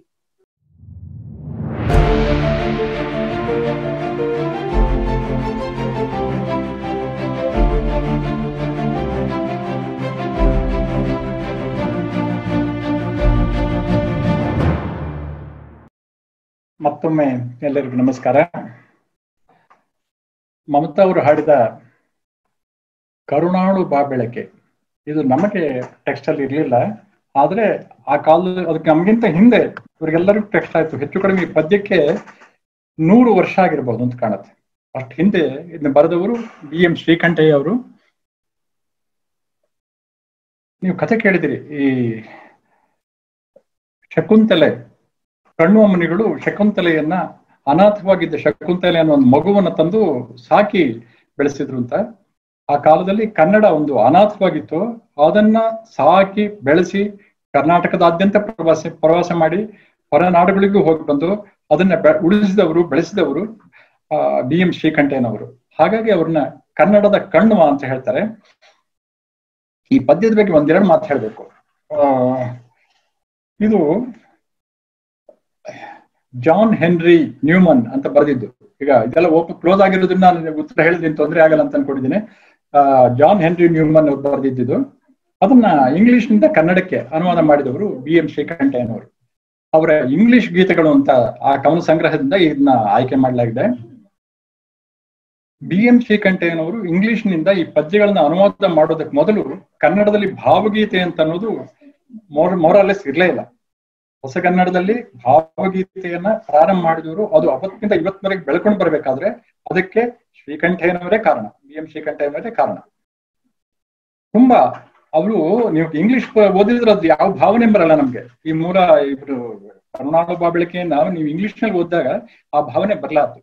ಆ ತರ ಇದೆ. ಅಂದ್ರೆ ಇಂಗ್ಲಿಷ್ ನವ್ರಿಗೆ ಬರುತ್ತೇನೋ, ನಮಗ್ ಬರಲ್ಲ ಅಷ್ಟು. ಇದು ಕನ್ನಡದ್ದೇ ಹಾಡು ಅಂತ ಎಷ್ಟೋ ಜನ ಕನ್ನಡದ್ದೇ ಹಾಡು ಅಂತ ತಿಳ್ಕೊಂಡಿದ್ದಾರೆ. ಹಾಗಾಗಿ ಇದು ಅನುವಾದ ಅಂತ ನಂಬಕ್ಕೆ ಯಾರು ರೆಡಿ ಇಲ್ಲ. ಅದ್ರಲ್ಲಿ ಇದ್ರ ಬಗ್ಗೆ ಒಂದೆರಡು ಮಾತು ಹೇಳ್ಬೇಕು. ಇವತ್ತು ಅವರು ಹಾಡಿದ್ರಲ್ಲ, ಅದರಲ್ಲಿ ಒಂದಿದೆ, ಹೇಳಿ ನನ್ನಡಿಡಿಸು ಬಲು ದೂರ ನೋಟವನು, ಕೇಳಿದೊಡನೆ ಸಾಕು ನನಗೊಂದು ಹೆಜ್ಜೆ ಅಂತ ಅವ್ರು ಹೇಳಿದ್ರು. ಇದನ್ನ ಹೇಳೋರು ಒಬ್ಬೊಬ್ರು ಒಂದೊಂಥರ ಹೇಳ್ತಾರೆ. ನಾನು ಕೇಳಿದೀನಿ, ಒಬ್ರು ಕೇಳಿದೊಡನೆ ಸಾಕು, ಒಬ್ರು ಕೇಳನೊಡನೆಯೇ ಸಾಕು, ಒಬ್ರು ಕೇಳಿನೊಡನೆಯೇ ಸಾಕು ಅಂತಾರೆ. ಇದು ಯಾವುದೂ ಸರಿಯಲ್ಲ.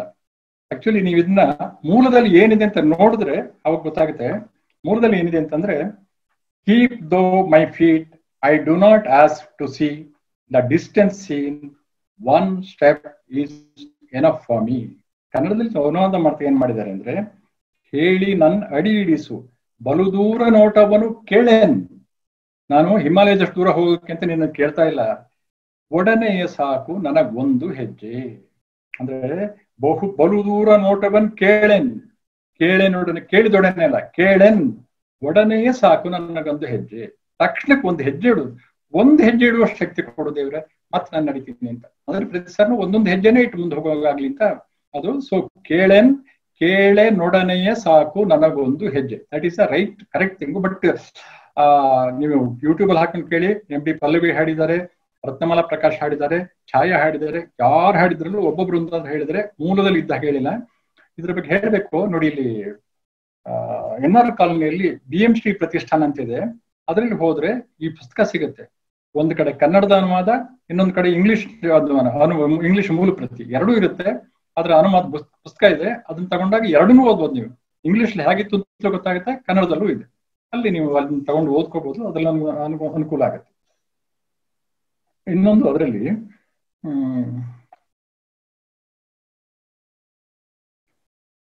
ಇನ್ನೆರಡು ಸಾಲಿದೆ. ಹಾಡೋರು ಯಾರು ಆ ಸಾಲು ಹೇಳೋದಿಲ್ಲ.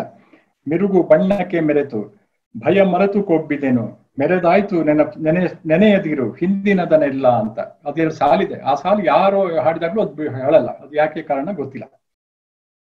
ಇದು BM ಶ್ರೀಕಂಠಯ್ಯನವರ ಪದ್ಯ. ಈ ಪದ್ಯ ನಮ್ಗಿರ್ದಿದ್ರು ನಮಗೆ ಅವರದ್ದು ಅನುವಾದ ಮಾಡಿದ ಕಾರಿ ಹೆಗ್ಗಡೆಯ ಮಗಳು ಅಂತ ಒಂದು ಪದ್ಯ ಇತ್ತು. ಅದು ಮೂಲದಲ್ಲಿ ಲಾರ್ಡ್ ಅಲಿನ್ಸ್ ಡಾಟರ್ ಅಂತ ಥಾಮಸ್ ಕ್ಯಾಂಪೆಲ್ ಅವ್ರು ಬರೆದಿದ್ದು, ಅದನ್ನ ಅನುವಾದ ಮಾಡಿದ್ದು. ಆದ್ರೆ ಅದು ಎಗೇನ್ ನಮಗೆ ಅನುವಾದ ಮಾಡಿದ್ದು ಅಂತ ನಮ್ಗೆ ಗೊತ್ತಾಗದ ಇದ್ದಂಗೆ, ನಮ್ಗೆ ಗೊತ್ತೂ ಇರ್ಲಿಲ್ಲ. ಇನ್ಫ್ಯಾಕ್ಟ್ ಅದನ್ನ ಓದುವಾಗ ಅದ್ರಲ್ಲಿ ತೋರಿಸ್ತಾನೂ ಇರ್ಲಿಲ್ಲ. BM ಶ್ರೀಕಂಠ ಅಂತ ಹೊರತು ಅದು ಅನುವಾದ ಅಂತ ಕೂಡ ಇರ್ಲಿಲ್ಲ. ಅದು ಒಂದು ದುರಂತ ಕಥೆ. ಒಬ್ಬ ಪಡುವ ದಿಬ್ಬದ ಗೌಡ ಅಂತ ಹಾಗೆ ಮಾಡ್ತಾರೆ ಅವರು. ಕಾರಿ ಹೆಗ್ಗಡೆಯ ಮಗಳು ಅಂತ ಅನುವಾದ ಮಾಡಿದ್ದಾರೆ. ಅದ್ರಲ್ಲಿ ಏನು ಅಂತಂದ್ರೆ, ಒಬ್ಬ ಪಾಳೆಗಾರ ಇರ್ತಾನೆ. ಅವನು ಒಂದು ಪಾಳೆಗಾರರಲ್ಲಿ ಒಂದು ರಾಜ್ಯದಲ್ಲಿ ಆಳ್ತಾ ಇರ್ತಾನೆ. ಇನ್ನೊಬ್ಬ ಒಂದು ದ್ವೀಪದ ಪಾಳೆಗಾರ ಆಗಿರ್ತಾನೆ. ಅವನು ಬಂದು ಈ ಪಾಳೆಗಾರನ ಮಗಳನ್ನ ಕರ್ಕೊಂಡು ಹೋಗ್ತಾನೆ. ಇವಳು ಅವನು ಪ್ರೀತಿಸ್ತಾಳೆ, ಅವನ ಜೊತೆ ಹೋಗ್ತಾಳೆ. ತಂದೆಗೆ ಇಷ್ಟ ಇರೋದಿಲ್ಲ. ಅವನು ಸೈನಿಕರನ್ನೆಲ್ಲ ಕಳಿಸ್ತಾನೆ ಹಿಡ್ಕೊಂಬರಕ್ಕೆ ಅಂತ. ಭಾರಿ ಬಿರುಗಾಳಿ, ಭಾರಿ ಮಳೆ ಬರುತ್ತೆ. ಸಮುದ್ರದ ಅಲೆಗಳು ಉಕ್ಕಿ ಉಕ್ಕಿ ಹರಿತಿರ್ತವೆ. ದೋಣಿ ದಾಟ್ಸೋರು ಇರಲ್ಲ. ಅವ್ರು ದೋಣಿ ದಾಟ್ಸು ಅವ್ರು ಕೂಗ್ಕೊಳ್ತಾರೆ. ಕಡೆಗೆ ಏನಾಯ್ತು ಅಂತ ಅನ್ನೋದು ಪದ್ಯದ ಇದು. ಆ ಪದ್ಯ ನಮ್ಗೆ ಎಷ್ಟು ದುಃಖ ತರ್ತಿತ್ತು ಅಂತಂದ್ರೆ, ನಾವು ಸ್ಕೂಲಲ್ಲಿ ಅವ್ರ ಪದ್ಯ ಹೇಳ್ಕೊಟ್ಟು ನಾವು ಒಂದು ಬಾಯಿಪಾಠ ಮಾಡ್ತಾ ಮಾಡ್ತಾ ಮನೆಗೆ ಬದುಕಿದ್ರೆ ಒಂದ್ ಕಡೆಯಿಂದ ಧೋ ಅಂತ ಮಳೆ ಸುರಿಯೋದು, ಇನ್ನೊಂದ್ ಕಡೆಯಿಂದ ನಮ್ ಕಣ್ಣೀರು ಹಂಗೆ ಸುರಿದು ಹೋಗ್ತಾ ಇರೋದು. ಅಷ್ಟು ಪ್ರಭಾವ ಬೀರಿತಾಗ ಆ ಪದ್ಯ ಹೇಗಿದೆ: ಕೊಡುವ ದಿಬ್ಬದ ಗೌಡನೊಬ್ಬನು ಬಿಡದೆ ತೊರೆಯನ ಕೂಗಿಕೊಂಡನು, ತಡೆಯದೀಗಲೇ ಗಡುವ ಹಾಯಿಸು ಕೊಡುವೆ ಕೇಳಿದ ಹೊನ್ನನು. ಯಾರು ನೀವೀ ಕರುಗಿ ಮೊರೆಯುವ ನೀರ ಕಾಯಲ ಹಾಯುವವರು, ಪಡುವ ದಿಬ್ಬದ ಗೌಡ ನಾನ್ ಈ ಮಡದಿ ಕಾರಿಯ ಕುವರಿಯು. ಓಡಿ ಬಂದೆವು 3 ದಿವಸ ಜಾಡ ಹಿಡಿದು ಹಿಂದೆ ಬಂದರು, ನಮ್ಮ ನೀ ಕಣಿವೆಯಲ್ಲಿ ಕಂಡರೆ ಚಿಮ್ಮಿ ಹರಿಯುವುದು ನೆತ್ತರು. ಹತ್ತಿ ಕುದುರೆಯ ತರುಬಿ ಬರುವರು ಅಂದ್ರೆ ಬೆನ್ನಟ್ಟಿ ಬರುವರು, ಮುತ್ತಿಕೊಂಡರೆ ನನ್ನ ಕೊಲುವರು. ಘೋರ ದುಃಖದ ನಾರಿಯನು ಬಳಿ ಕಾರು ನಗಿಸಲು ಬಲ್ಲರು. ಆಗ ಅಂಜದೆ ತೊರೆಯನೆಂದನು, ತೊರೆಯ ಅಂದ್ರೆ ದೋಣಿ ದಾಡ್ಸೋನು, ಬೇಗ ಜೀಯ ಓಡ ತರುವೆನು, ಓಡು ಅಂದ್ರೆ ದೋಣಿ. ಸುಡಲಿ ಹೊನ್ನು ಬೆಡಗಿ ನಿನ್ನಿ ಮಡದಿಗೋಸುಗ ಬರುವೆನು, ಆದುದಾಗಲಿ ಮುದ್ದಿನದಗಿಣಿಗಾದ ಗಂಡವ ಕಾದು ಕೊಡುವೆನು. ಕಡಲು ನೊರೆಗಡೆ ಎದ್ದು ಕುದಿಯಲಿ ಗಡುವ ಹಾಯಿಸಿ ಬಿಡುವೆನು. ತೂರು ಗಾಳಿಗೆ ಕಡಲು ಕುದಿಯಿತು, ನೀರ ದೆವ್ವಗಳ ಅರಚಿಕೊಂಡವು. ಹೆಪ್ಪು ಮೋಡದ ಹುಬ್ಬು ಗಂಟಿಗೆ ಕಪ್ಪಗಾದುವು ಮುಖಗಳು. ಕೆರಳಿ ಕೆರಳಿ ಗಾಳಿ ಚೆಚ್ಚಿತು, ಇರುಳು ಕತ್ತಲೆ ಕವಿದು ಮುಚ್ಚಿತು. ಕಣಿವೆ ಇಳಿವರ ಕುದುರೆ ಕತ್ತಿಯ ಖಣಿ ಖಣಿ ದನಿ ಕೇಳಿತು. ಏಳು ಬೇಗೇಳಣ್ಣ ಎಂದಳು ಕೂಡಿಕೊಳ್ಳಲಿ ನನ್ನ ಕಡಲು. ಮುಳಿದ ಮುಗಿಲ ತಡೆಯಬಲ್ಲೆ ಮುಳಿದ ತಂದೆಯ ತಡೆಯನು. ಅತ್ತ ಕರೆಮರೆ ಹಿಂದ ಕಾಯಿತು, ಇತ್ತ ತೆರೆಮರೆ ಸುತ್ತಿಕೊಂಡಿತು. ಆಳ ಕೈಯಲ್ಲಿ ತಾಳಬಹುದೇ 7 ಬೀಳಿನ ಕಡಲದು. ಅಲೆಗಳಬ್ಬರದಲ್ಲಿ ಮೀಟಿ ಮುಳುಗುತಿಹರು ಏಳುತಿಹರು. ಕರೆಗೆ ಬಂದ ಕಾರಿ ಹೆಕ್ಕಡೆ ಕರಗಿ ಮುಳಿಸುವ ಅತ್ತನು. ತೊಂಡು ತೆರೆಗಳ ಮುಸುಕಿನಲ್ಲಿ ಕಂಡು ಮಗಳ ಕರಗಿ ಹೋದ. ಒಂದು ಕೈ ನೀಡಿದಳು ನೆರವಿಗೆ, ಒಂದು ತಬ್ಬಿತು ನಲ್ಲನ. ಹೆಣ್ಮಕ್ಕಳ ಸಂಕಟ ಇದು. ಒಂದ್ ತಂದೆ ಕಡೆ ಒಂದ್ ಕೈ ಚಾಚ್ತಾಳೆ, ಇನ್ನೊಂದ್ ಕಡೆ ಗಂಡನ್ ತಪ್ಕೊಳ್ತಾಳೆ. ಎರಡೂ ಬೇಕು, ತವ್ರ ಮನೆನೂ ಬೇಕು, ಗಂಡನ ಮನೆನೂ ಬೇಕು. ಮರಳು ಮರಳು ಮಗಳೇ ಎಂದ ಮೊರೆವ ಕಾಯಲ ಗಂಟಲಿಂದ. ಮರೆತೆ ಒಪ್ಪಿದೆ ನಿನ್ನ ನಲ್ಲನ ಮರಳು ಕಂದ ಎಂದನು. ಮರಳಬಹುದೇ ಹೋಗಬಹುದೇ ಕರೆಯ ತೆರೆ ಅಪ್ಪಳಿಸಿ ಹೊಯ್ದು. ಹೊರಳಿ ಹೋದವು ಮಗಳ ಮೇಲೆ ಕೊರಗಿನಲ್ಲಿ ಅವನುಳಿದನು. ಇದು ಪದ್ಯ. ಕನ್ನಡದ ಶ್ರೇಷ್ಠ ಕವಿಗಳಲ್ಲಿ ಗೋಪಾಲಕೃಷ್ಣ ಅಡಿಗರು ತುಂಬಾ ಪ್ರಖ್ಯಾತರಾದವರು. ಅವರು ಮೊದಲು ನವೋದಯ ಕಾಲದಲ್ಲಿ ತುಂಬಾ ಒಳ್ಳೆ ಪದ್ಯಗಳು ಬರೆದವರು. ಆದ್ರೆ ಆಮೇಲೆ ಅವ್ರಿಗೆ ಅನ್ನಿಸ್ತು ಇದು ಎಲ್ಲದೂ ಒಂದೇ ಧಾಟಿ, ಸಿದ್ಧ ಧಾಟಿ ಆಗ್ಬಿಟ್ಟಿದೆ. ಎಲ್ಲರೂ ಬೇಂದ್ರೆ ಬರೀತಾ ಇದ್ರು, ಕುವೆಂಪು ಬರೀತಾ ಇದ್ರು, ಇವರು ಅನುವಾದ ಮಾಡಿದ್ರು BM ಶ್ರೀಕಂಠಯ್ಯನವರು. ಬಟ್ ಎಲ್ಲದೂ ಹೆಚ್ಚು ಕಡಿಮೆ ಒಂದೇ ಧಾಟಿಯಲ್ಲಿ ಇದೆ, ಒಂದೇ ವಿಷಯ ಹೇಳ್ತಾನೆ. ಇದು ಸಾಧು, ಇನ್ಮೇಲೆ ನಾನು ಈ ತರ ಬರೆಯಲ್ಲ ಅಂತ ಒಂದ್ಸರಿ ತೀರ್ಮಾನ ಮಾಡಿದ್ರು. ಹಾಗಾದ್ಮೇಲೆ ಅವರು ನವ್ಯ ಸಾಹಿತ್ಯ ಅಂತ ಬಂದ್ಬಿಟ್ರು. ಅದು ಬೇರೆ ತರದಾದ ಅಷ್ಟೇ ಸತ್ವವುಳ್ಳ ಒಂದು ಜನಾಂಗವನ್ನೇ ಅವ್ರು ಬೆಳೆಸಿದ್ರು. ಆದ್ರೆ ಅವರು ನವೋದಯ ಕಾಲದಲ್ಲಿ ಕೂಡ ತುಂಬಾ ಒಳ್ಳೆಯ ಹಾಡುಗಳನ್ನು ಬರೆದಿದ್ರು. ಯಾವ ಮೋಹನ ಮುರಳಿ ಕರೆಯಿತು ದೂರ ತೀರಕ್ಕೆ ನಿನ್ನನು, ಯಾವ ಬೃಂದಾವನವು ಸೆಳೆಯಿತು ನಿನ್ನ ಮಣ್ಣಿನ ಕಣ್ಣನು ಅಂತ. ನಿನ್ನ ಮಣ್ಣಿನ ಕಣ್ಣನು ಅಂದ್ರೆ ಈ ನಾವು ಭೂಮಿ ಈ ಲೌಕಿಕ ಅಂಟಿಕೊಂಡಾಗ ಯಾವ ಮೋಹನ ಮುರಳಿ ಕರೆಯಿತು, ಯಾವುದೋ ಒಂದು ಅಲೌಕಿಕ ದನಿ ನಮ್ಮನ್ನ ಕರೆಯುತ್ತೆ ಅಂತ ಹಾಡಿನ ಅರ್ಥ. ಸಪ್ತ ಸಾಗರದಾಚೆ ಎಲ್ಲೋ ಸುಪ್ತ ಸಾಗರ ಕಾದಿದೆ ಅಂತ ಅನ್ನೋ ಸಾಲುಗಳೆಲ್ಲ ಬರ್ತವೆ. ಒಳ್ಳೊಳ್ಳೆ ಸಾಲುಗಳು ಬರ್ತವೆ ಅಲ್ಲಿ ಆ ತರದ್ದು. ಅವರು ಅಂತ ಪದ್ಯ ಬರೆದಿದ್ರು. ಆದ್ರೆ ಅದರಲ್ಲಿ ಅವ್ರದ್ದು ಆಮೇಲೆ ನವ್ಯಕ್ಕೆ ಬಂದ ಮೇಲೆ ತುಂಬಾ ಪ್ರಖ್ಯಾತವಾದ ಹಲವಾರು ಪದ್ಯಗಳನ್ನು ಬರೆದಿದ್ದಾರೆ. ಅದರಲ್ಲಿ ಈ ನವಮಿಯ ದಿವಸ ಅಂತ ಅನ್ನೋದು ಬಹಳ ಪ್ರಸಿದ್ಧವಾದ ಒಂದು ಪದ್ಯ. ಅದು ನವ್ಯ ಅಂತ ಹೇಳಿದ್ರು ಕೂಡ ಹಳೆಯ ಸಾಂಪ್ರದಾಯಿಕ ಇದನ್ನ ಸತ್ವವನ್ನ, ಯಾಕಂದ್ರೆ ಶ್ರೀರಾಮ ಮರ್ಯಾದಾ ಪುರುಷೋತ್ತಮ.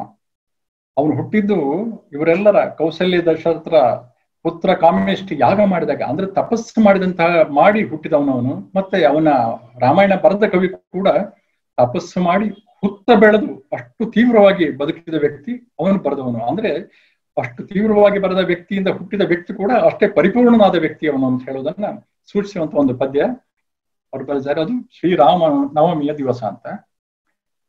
ಶ್ರೀರಾಮ ನವಮಿಯ ದಿವಸ ರಾಮ ನಾಮಾಮೃತವೇ ಪಾನಕ ಪನಿವಾರ ಕೋಸಂಬರಿ ಸಿದ್ದೋಟು ಕರಬೂಟಗಳ ಹೋಳು ಸೀಕರಣೆ ವ್ಯಕ್ತ ಮಧ್ಯಕ್ಕೆ ಬಂದು ಉರಿವ ಶಬರಿ.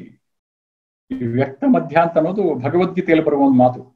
ಅಂದ್ರೆ ಸಾವಿನ ನಂತರ ಏನಾಗುತ್ತೆ ಅಂತ ನಮ್ಗೆ ಗೊತ್ತಿಲ್ಲ. ನಾವು ಹುಟ್ಟೋದಕ್ಕಿಂತ ಮೊದಲು ಏನಿತ್ತು ಅಂತ ನಮ್ಗೆ ಗೊತ್ತಿಲ್ಲ.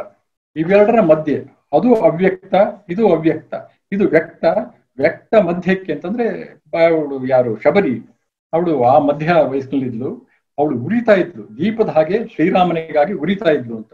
ವ್ಯಕ್ತ ಮಧ್ಯಕ್ಕೆ ಬಂದು ಉರಿಯುವ ಶಬರಿ, ಕಾದು ಗಾರಾದ ಮಣ್ಣೊಡಲಿನೊಳಗಣ ಕಿಡಿ, ಕುಳಿತ ಮೂಲಾಧಾರ ಜೀವದಾತು, ಮೋಡದ ಸಹಸ್ರಾರ ಜಡೆಗೆ ತುಡಿಯುವ ತುರುಸು, ಮಣ್ಣೊಡೆದು ಹಸುರು ಹೂ ಹುಲ್ಲು ಮುಳ್ಳು, ಮಣ್ಣುಟ್ಟ ಪುಟ್ಟ ಬಿತ್ತಕ್ಕೆ ಮಳೆ ಹನಿಸೇಕ, ಅಶ್ವತ್ಥದ ವಿವತ್ತ ನಿತ್ಯ ಘಟನೆ, ಗೊಮ್ಮಟ ಗಿರಿಯ ನೆತ್ತಿಯಲ್ಲಿ ಕಲ್ಲರಳಿದ್ದು, ಕಾರ್ಯ ಕಾರಣದೊಂದ ಪೂರ್ವ ನಟನೆ, ನೆಲಕ್ಕಂಟಿ ಬಿದ್ದ ಆಕಾಶಯಾನದ ಕನಸು, ಜೆಟ್ ವಿಮಾನವನೇರಿ ಕೊಂಚ ದೂರ ಸೇರಿ ಮಣ್ಣಿಗೆ ಮರಳಿ, ರಾಕೆಟ್ಟು ಜಗಿದುಗುಳಿ ತಿಂಗಳಿಗೆ ಬಡಿಯುವ ಆಧುನಿಕ ವಿಕಾರ, ವೇದೋಪನಿಷದಗಳ ಭೂತ ಕನ್ನಡಿಯೊಳಗೆ ಪಡಿಮೂಡಿದಾಕೃತಿಗೆ ತಾನೇ ಮುಗ್ಧ, ಮತ್ಸ್ಯ ಕೂರ್ಮ ವರಾಹ ಮೆಟ್ಟಿಲುಗಳಿರುತ್ತ, ಹುತ್ತ ಗಟ್ಟಿದ್ದ ಕೈ ಕಡೆದ ನೋಟ, ಕೌಸಲ್ಯ ದಶರಥರ ಪುತ್ರ ಕಾಮೆಷ್ಟಿಗೆರೆ ಹಠಾತ್ತಾಗಿ ತಾಗಿರೆ,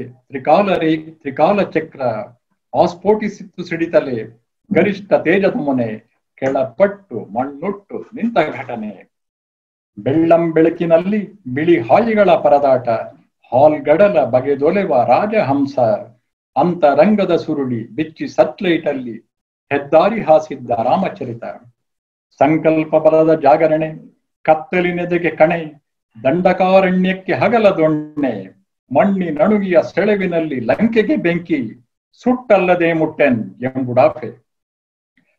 ವಿಜೃಂಭಿಸಿತು ರಾಮಬಾಣ ನಿಜ, ಕತ್ತಲೆಗೆ ಹತ್ತೆ ತಲೆ ನೂರಾರೆ ಅದು ಅಸಂಖ್ಯ, ಕತ್ತರಿಸಿದರೆ ಬೆಳೆದು ಕತ್ತಿಗೆ ಬರುವ ಅನಾದಿ, ಕೋದಂಡ ದಂಡವು ಹೀಗೆ ದಂಡ, ಕೋದಂಡ ದಂಡವು ಹೀಗೆ ದಂಡ. ಅಥವಾ ಚಕ್ರಾರ ಪಂಕ್ತಿ ಚಕಮುಖಿ ಕಲ್ಲ ಉಜ್ಜುತ್ತ ಕೂತುಕೊಂಡಿದ್ದೇನೆ ಕತ್ತಲೊಳಗೆ, ಪನಿವಾರ ತಿಂದು ಪಾನಕ ಕುಡಿದು ನೋನುತ್ತ, ಸ್ಫೋಟಕ್ಕೆ ಕಾದು ಕಿವಿ ಕಂಪಿಸುತ್ತ, ಷಟ್ಚಕ್ರ ರಾಕೆಟ್ಟುಗಳ ಹಂತ ಹಂತಕ್ಕೆ ಅಂಚೆ ತಲುಪೀತೆ ಸಹಸ್ರಾರಕ್ಕೆ, ಕುತ್ತ ಗಟ್ಟದೆ ಚಿತ್ತ ಮತ್ತೆ ಕೆತ್ತೀತೇನು ಪುರುಷೋತ್ತಮನ ಆ ಅಂಥ ರೂಪರೇಖೆ. ಇದು ಅವರು ಶ್ರೀರಾಮ ನವಮಿ ದಿವಸ ಬರೆದ ಪದ್ಯ. ಇಂಥ ತುಂಬಾ ಒಳ್ಳೊಳ್ಳೆ ಪದ್ಯಗಳನ್ನು ಬರೆದಿದ್ದಾರೆ. ಇನ್ನೊಂದು ಪದ್ಯ ಆನಂದ ತೀರ್ಥರಿಗೆ ಅಂತ, ಅಡಿಗರು ಶಂಕರಾಚಾರ್ಯರ ಅವರು ಕಾವ್ಯದ ಕೆಲವು ಸಾಲಗಳನ್ನು ಉಪಯೋಗಿಸ್ಕೊಂಡು ತಮ್ಮ ಪದ್ಯದಲ್ಲಿ ಉಪಯೋಗಿಸ್ಕೊಂಡಿದ್ದಾರೆ. ಯಾವುದದು ಮೋಹಮುದ್ಗರ, ಅದರ ಕೆಲವು ಸಾಲಗಳನ್ನ ತಮ್ಮ ಪದ್ಯದಲ್ಲಿ ಶಂಕರಾಚಾರ್ಯ ಬಗ್ಗೆ ಅವರು ಅದ್ವೈತದ ಇದ್ರ ಬಗ್ಗೆ ಬರೆದಿದ್ದಾರೆ. ಹಾಗೇನೆ ಅವರು ಉಡುಪಿಯ ಪೂರ್ಣ ಪ್ರಜ್ಞಾ ಕಾಲೇಜಿನಲ್ಲಿ ಪ್ರಿನ್ಸಿಪಲ್ ಆಗಿದ್ರು. ಪ್ರಿನ್ಸಿಪಲ್ ಆದಾಗ ಅಲ್ಲಿ ಆ ವರ್ಷದ ಏನ್ ಹೇಳ್ತಾರೆ ಪರ್ಯಾಯ ಉತ್ಸವ ಬಂತು. ಆ ಸಮಯದಲ್ಲಿ ಅವ್ರೊಂದು ಸೊವೆನೀರ್ ತಗೊಂಡ್ಬಂದ್ರು. ಆ ಸೊವೆನೀರಲ್ಲಿ ಅವರೊಂದು ಪದ್ಯ ಬರೆದಿದ್ರು. ನಾನು ಹಿಂದೆ ಭಾರತೀಯ ಸಂಸ್ಕೃತಿ ವಿದ್ಯಾಪೀಠ ಅಂತ ಚಾಮರಾಜಪೇಟೆಯಲ್ಲಿದೆ, ಅಲ್ಲಿ ಒಂದಷ್ಟು ಸಮಯ ಕೆಲಸ ಮಾಡಿದ್ದೆ. ಅಲ್ಲಿಯ ಪ್ರಿನ್ಸಿಪಾಲ್ ಅವರು ಉಡುಪಿಯ ಮಠದ ಭಕ್ತರು. ಅವ್ರ ಮನೆಯಲ್ಲಿ ಆ ಪುಸ್ತಕ ಇತ್ತು. ಪ್ರಿನ್ಸಿಪಾಲ್ ಆಗಿದ್ರು ಅವರು ಅವ್ರದ್ದೇ ಓನರ್, ಅವ್ರದ್ದೇ ಕಾಲೇಜ್ ಸ್ಕೂಲ್ ಅದು. ನಾನು ಸ್ಕೂಲಲ್ಲಿ ಕೆಲಸ ಮಾಡ್ತಾ ಅವ್ರ ಮನೆಗೆ ಹೋಗ್ಬೇಕಾಗ್ತಿತ್ತು. ಹೋಗಿದ್ರು ಅವ್ರು ಮಾಡಿ ಮೇಲಿದ್ರು. ಅವರು ನಾನು ಕಾಯ್ತಾ ಇದ್ರು, ಅವ್ರು ಬರೋ ಸ್ವಲ್ಪ ಸಮಯ ಆಗೋದು. ಹಾಗೆ ಬರ್ತಿದ್ದಾಗ ಆ ಪುಸ್ತಕ ಏನಿದೆ ಅಂತ ನಾನು ಏನಾದ್ರು ಓದಕ್ ಸಿಕ್ತ ನೋಡ್ತಿದ್ದೆ. ಆವಾಗ ಸೊವೆನೀರ್ ಸಿಕ್ತು. ಅದರಲ್ಲಿ ಪದ್ಯ ಓದಿ ನನಗೆ ಎಷ್ಟು ಆಶ್ಚರ್ಯ ಆಯ್ತು ಅಂತಂದ್ರೆ, ನಂಗೆ ಅದು ಪದ್ಯ ಅರ್ಥ ಆಯ್ತು ಅಂತ ಅಲ್ಲ, ಅದು ತುಂಬಾ ಹಿಡಿಸ್ತು ಅಷ್ಟೇನೆ. ಪದ್ಯ ಇವತ್ತಿಗೂ ನಂಗೆ ಅರ್ಥ ಆಗುತ್ತೆ ಅಂತ ಹೇಳಕ್ಕಾಗಲ್ಲ. ಅದನ್ನ ಮನೆಗೆ ತಂದು ಓದ್ಬೇಕು ಇನ್ನೊಂದ್ಸರಿ ಅಂತ ಅನಿಸ್ತು. ಆದ್ರೆ ಅವ್ರಿಗೆ ಏನಂದ್ರೆ ಯಾವುದೇ ಪುಸ್ತಕವನ್ನು ಹೊರಗಡೆ ಕೊಡ್ತಿರ್ಲಿಲ್ಲ.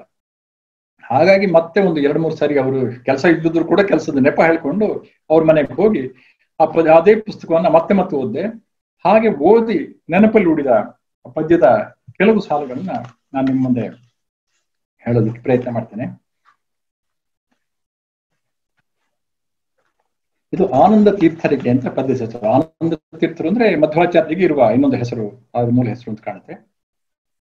ಇಲ್ಲೇ ಇದ್ದವರು, ಉದ್ಬುದ್ಧನಾಗಿದ್ದವರು, ಸೆಖೆ ಮಳೆಗೆ ಬೆಂದು ಮಿಂದೀಸಿದವರು, ಇಲ್ಲೇ ಆಸ್ಫೋಟಿಸಿತ್ತಾಕಾಶ ಬಾಣ, ಆಕಾಶ ಗಂಗೆಯ ನೆಲೆಸಿ ಜಯಿಸಿದವರು, ಹೆಬ್ಬಂಡೆಗಳ ನೆತ್ತಿ ತಂದ ಮುಖ್ಯ ಪ್ರಾಣ, ಅಲ್ಲಿಗಿಲ್ಲಿಗೂ ಸೇತು ಕಟ್ಟಿದವರು, ಚಾಣದಲ್ಲಿ ಪ್ರಾಣರಸ ಹರಿಸಿ ಕಲ್ಲುಗಳಲ್ಲಿ ವಾಸುದೇವನ ವಾಸ ಬಿಚ್ಚಿದವರು.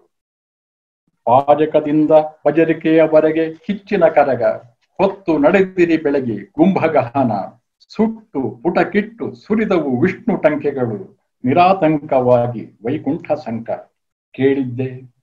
ಕೇಳಿದ್ದೆ ಕಂಡದ್ದು ನೀವು ಕಂಡರಿಸಿದ್ದ ಕೃಷ್ಣ ಮಠದ ಅಷ್ಟಮಠದ ಅಗ್ನಿ ದಿವ್ಯ. ಒಂಟಿ ಇದ್ದು ಎಂಟು ನಂಟಿರುವ ಗ್ಯಾರಂಟಿ ಗಡು ಮೀರಿ ಕಿರುಗುಡುವ ಗೂಢ ಯಂತ್ರ. ಇಲ್ಲಿ ಕಟ್ಟಿಗೆ ತೇರು ವರ್ಷಕ್ಕೇರು ಅಕ್ಕಿ ಮುಡಿ ಮುಡಿ ವಾದಿ ರಾಜಗುಳ್ಳ.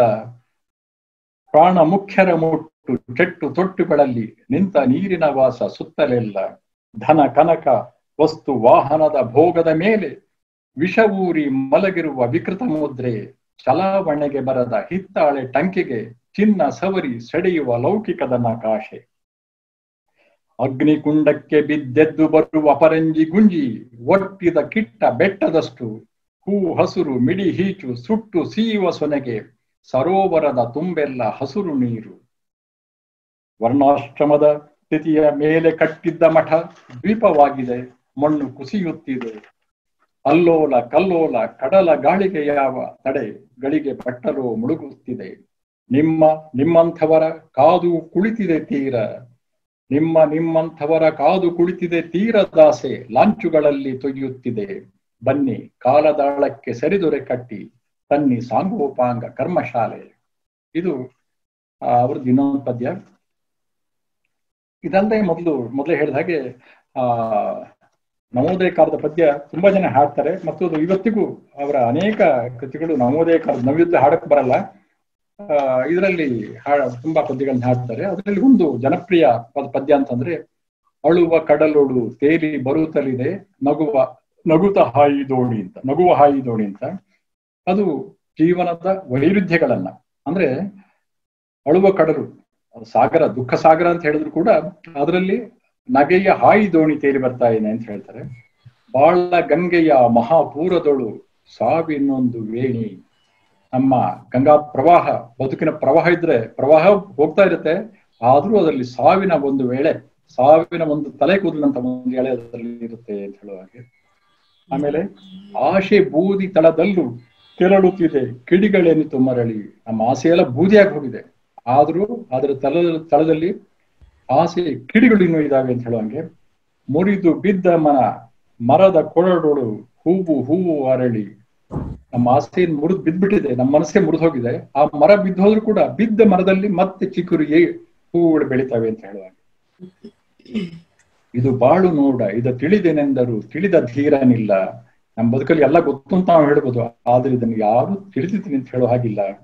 ಹಲವು ತನದ ಮೈ ಮರೆಸುವ ಆಟವಿದು ನಿಜವು ತೋರದಲ್ಲ ತರ ಬರುತ್ತೆ. ಇದನ್ನ ನಾನು ಓದಿದ್ದಾಯ್ತು. ಹಾಡು ಯಾವ ತರ ಹಾಡ್ತಾರೆ ಅಂತ ಅನ್ನೋದನ್ನ ಹೇಳೋಣ. ಯಾಕಂದ್ರೆ ಅದೇ ಚಾಲೆಂಜ್ ಅಲ್ವಾ. ನೀವು ಬಾರಿ ಬಾಯಲ್ಲಿ ಹೇಳ್ತೀರಿ, ನಾವು ಚಾಲೆಂಜ್ ಮಾಡಿ ಹಾಡ್ತೀವಿ ಅಂತ ಹೇಳ್ತಾರೆ. ನೋಡ ಯಾವ ತರ ಹೇಳ್ತಾರೆ ಕೇಳಿ ನೋಡ. ಅಳುವ ಕಡಲೊಳು ತೇಲಿ ಬರುತ್ತಲಿದೆ ನಗೆಯ ಹಾಯಿದೋಣಿ.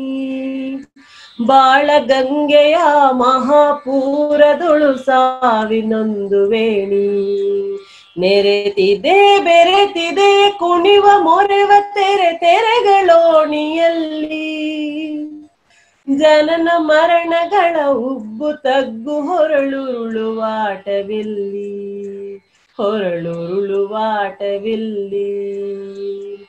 ಅಳುವ ಕಡಲೊಳು ತೇಲಿ ಬರುತ್ತಲಿದೆ ನಗೆಯ ಹಾಯಿದೋಣಿ.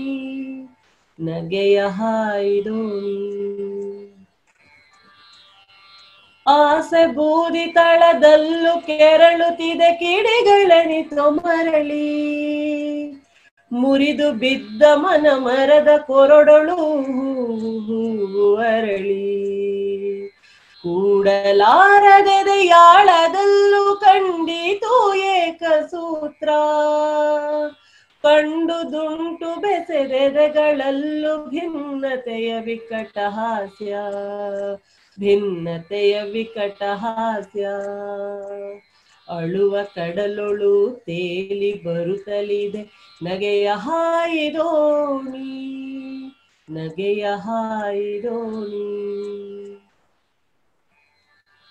ಆಸೆ ಎಂಬ ತಳ ಒಡೆದ ದೋಣಿಯಲಿ ದೂರ ತೀರಯಾನ, ಯಾರ ಲೀಲೆಗೋ ಯಾರೋ ಏನೋ ಗುರಿ ಇರದೆ ಬಿಟ್ಟ ಬಾಣ. ಆಸೆ ಎಂಬ ತಳ ಒಡೆದ ದೋಣಿಯಲಿ ದೂರ ತೀರಯಾನ, ಯಾರ ಲೀಲೆಗೋ ಯಾರೋ ಏನೋ ಗುರಿ ಇರದೆ ಬಿಟ್ಟ ಬಾಣ. ಇದು ಬಾಳು ನೋಡು ಇದ ತಿಳಿದನೆಂದರೂ ತಿಳಿದ ಧೀರನಿಲ್ಲ, ಹಲವು ತನದ ಮೈ ಮರೆಸುವಾಟವಿದು ನಿಜವು ತೋರದಲ್ಲ, ಇದು ನಿಜವು ತೋರದಲ್ಲ. ಅಳುವ ಕಡಲೊಳು ತೇಲಿ ಬರುತ್ತಲಿದೆ ನಗೆಯ ಹಾಯಿದೋಣಿ, ನಗೆಯ ಹಾಯಿದೋಣಿ. ಬೆಂಗಾಡು ನೋಡು ಇದು ಕಾಂಬ ಬಯಲು ದೊರಕಿಲ್ಲಾದಿ ಅಂತ್ಯ, ಅದ ಕುಡಿದೆನೆಂದ ಹಲರುಂಟು ತಣಿದೆನೆಂಬವರ ಕಾಣೆನಯ್ಯ.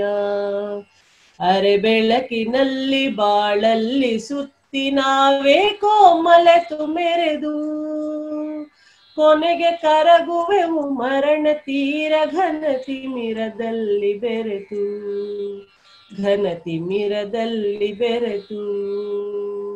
ಅಳುವ ಕಡಲೊಳು ತೇಲಿ ಬರುತ್ತಲಿದೆ ನಗೆಯ ಹಾಯಿದೋಣಿ, ಬಾಳ ಗಂಗೆಯ ಮಹಾಪೂರದುಳು ಸಾವಿನೊಂದು ವೇಣಿ. ನೆರೆತಿದೆ ಬೆರೆತಿದೆ ಕುಣಿವ ಮೊರೆವ ತೆರೆ ತೆರೆಗಳೋಣಿಯಲ್ಲಿ, ಜನನ ಮರಣಗಳ ಉಬ್ಬು ತಗ್ಗು ಹೊರಳುರುಳುವಾಟವಿಲ್ಲಿ, ಹೊರಳುರುಳುವಾಟವಿಲ್ಲಿ, ಆಟವಿಲ್ಲಿ. ಧನ್ಯವಾದಗಳು. ಧನ್ಯವಾದಗಳು ಚಿತ್ಪ್ರಭಾ ಅವರಿಗೆ. ಚಿತ್ಪ್ರಭಾ ಸುಬ್ರಹ್ಮಣ್ಯ ಅಂತ ಇವ್ರ ಹೆಸರು. ಇವರು ನಮ್ಮ ಶೃಂಗೇರಿಯ ಶ್ರೀ ಗಿರಿಧರ್ ಶಾಸ್ತ್ರಿ ಅವರ ಅಕ್ಕನ ಮಗಳು, ಹಾಗೆ ನನ್ನ ತಾಯಿಯ ಅಕ್ಕನ ಮಗಳ ಸೊಸೆ ಕೂಡ, ಅಂದ್ರೆ ನನ್ನ ಸೊಸೆಯವಳು. ಇವ್ರ ಮನೆತನಾನೇ ಒಂಥರ ಎಲ್ರೂ ಹಾಡುಗಾರರೇ, ಎಲ್ರೂ ಕಲೆಗೆ ಸಾಹಿತ್ಯಕ್ಕೆ ಹತ್ರವಾಗಿರುವಂತವ್ರೆ. ಇವ್ರ ತಾಯಿ ಬಹಳ ಒಳ್ಳೆಯ ಗಮಕ ಕಲಾವಿದೆ, ಬಹಳ ಜನಕ್ಕೆ ಹೇಳ್ಕೊಟ್ಟಿದ್ದಾರೆ. ಹಾಗೆ ಇವರ ಅಕ್ಕ ತಂಗಿರ್ 3 ಜನ ಕೂಡ ಸೇರಿ ಹಾಡ್ತಾರೆ. ಇವ್ರ ತಂಗಿ ಒಳ್ಳೆ ನೃತ್ಯಗಾರ್ತಿ. ಹೀಗಾಗಿ ಇವರು ನಮ್ಮೊಂದಿಗೆ ಬಂದು ಇವತ್ತು ಅವರ ಸುಶ್ರಾವ್ಯವಾದ ಕಂಠದಲ್ಲಿ ಹಾಡಿ ನಮ್ಮನ್ನ ನೀರಿನಲ್ಲೇ ತೇಲಿಬಿಟ್ಟ ಹಾಗೆ ಒಂದು ಅನುಭವವನ್ನ ಕೊಟ್ಟಿದ್ದಾರೆ. ಧನ್ಯವಾದಗಳು ಶ್ರೀಮತಿ ಚಿತ್ಪ್ರಭಾ ಸುಬ್ರಹ್ಮಣ್ಯ ಅವರಿಗೆ. ಈಗ ಮತ್ತೊಮ್ಮೆ ಇನ್ನೊಂದು ರೌಂಡ್ಗೆ ರೆಡಿನಾ? ಎಲ್ರೂ ವಾಟ್ಸ್ಆಪ್ ಅಲ್ಲಿ ಸೇರ್ಕೊಂಡಿದ್ದೀರಾ? ಅಕಸ್ಮಾತ್ ಸೇರ್ಕೊಂಡಿಲ್ಲ ಅಂದ್ರೆ ಈಗಾಗ್ಲೇ ಕಳ್ಸಿರುವಂತಹ ಒಂದು ಲಿಂಕ್ ಝೂಮ್ ಚಾಟ್ ನಲ್ಲಿ ಯಾವ ಲಿಂಕ್ ಕಳ್ಸಿದ್ಯೋ ಅದ್ರಲ್ಲಿ ಸೇರ್ಕೊಳ್ಳಿ. ಮುಂದಿನ ಪ್ರಶ್ನೆ ಈಗ ತೆರೆಯ ಮೇಲೆ. ಇದು ಬಂದು ನಿಂತ ತಕ್ಷಣ ನಾನು ಲಿಂಕ್ ನ ವಾಟ್ಸ್ಆಪ್ ಗ್ರೂಪ್ ನಲ್ಲಿ ಕಳಿಸ್ತೀನಿ. ಸೊ ಈಗ ನಾನು ಸ್ಕ್ರೀನ್ ಶೇರ್ ಮಾಡ್ತಾ ಇದ್ದೀನಿ.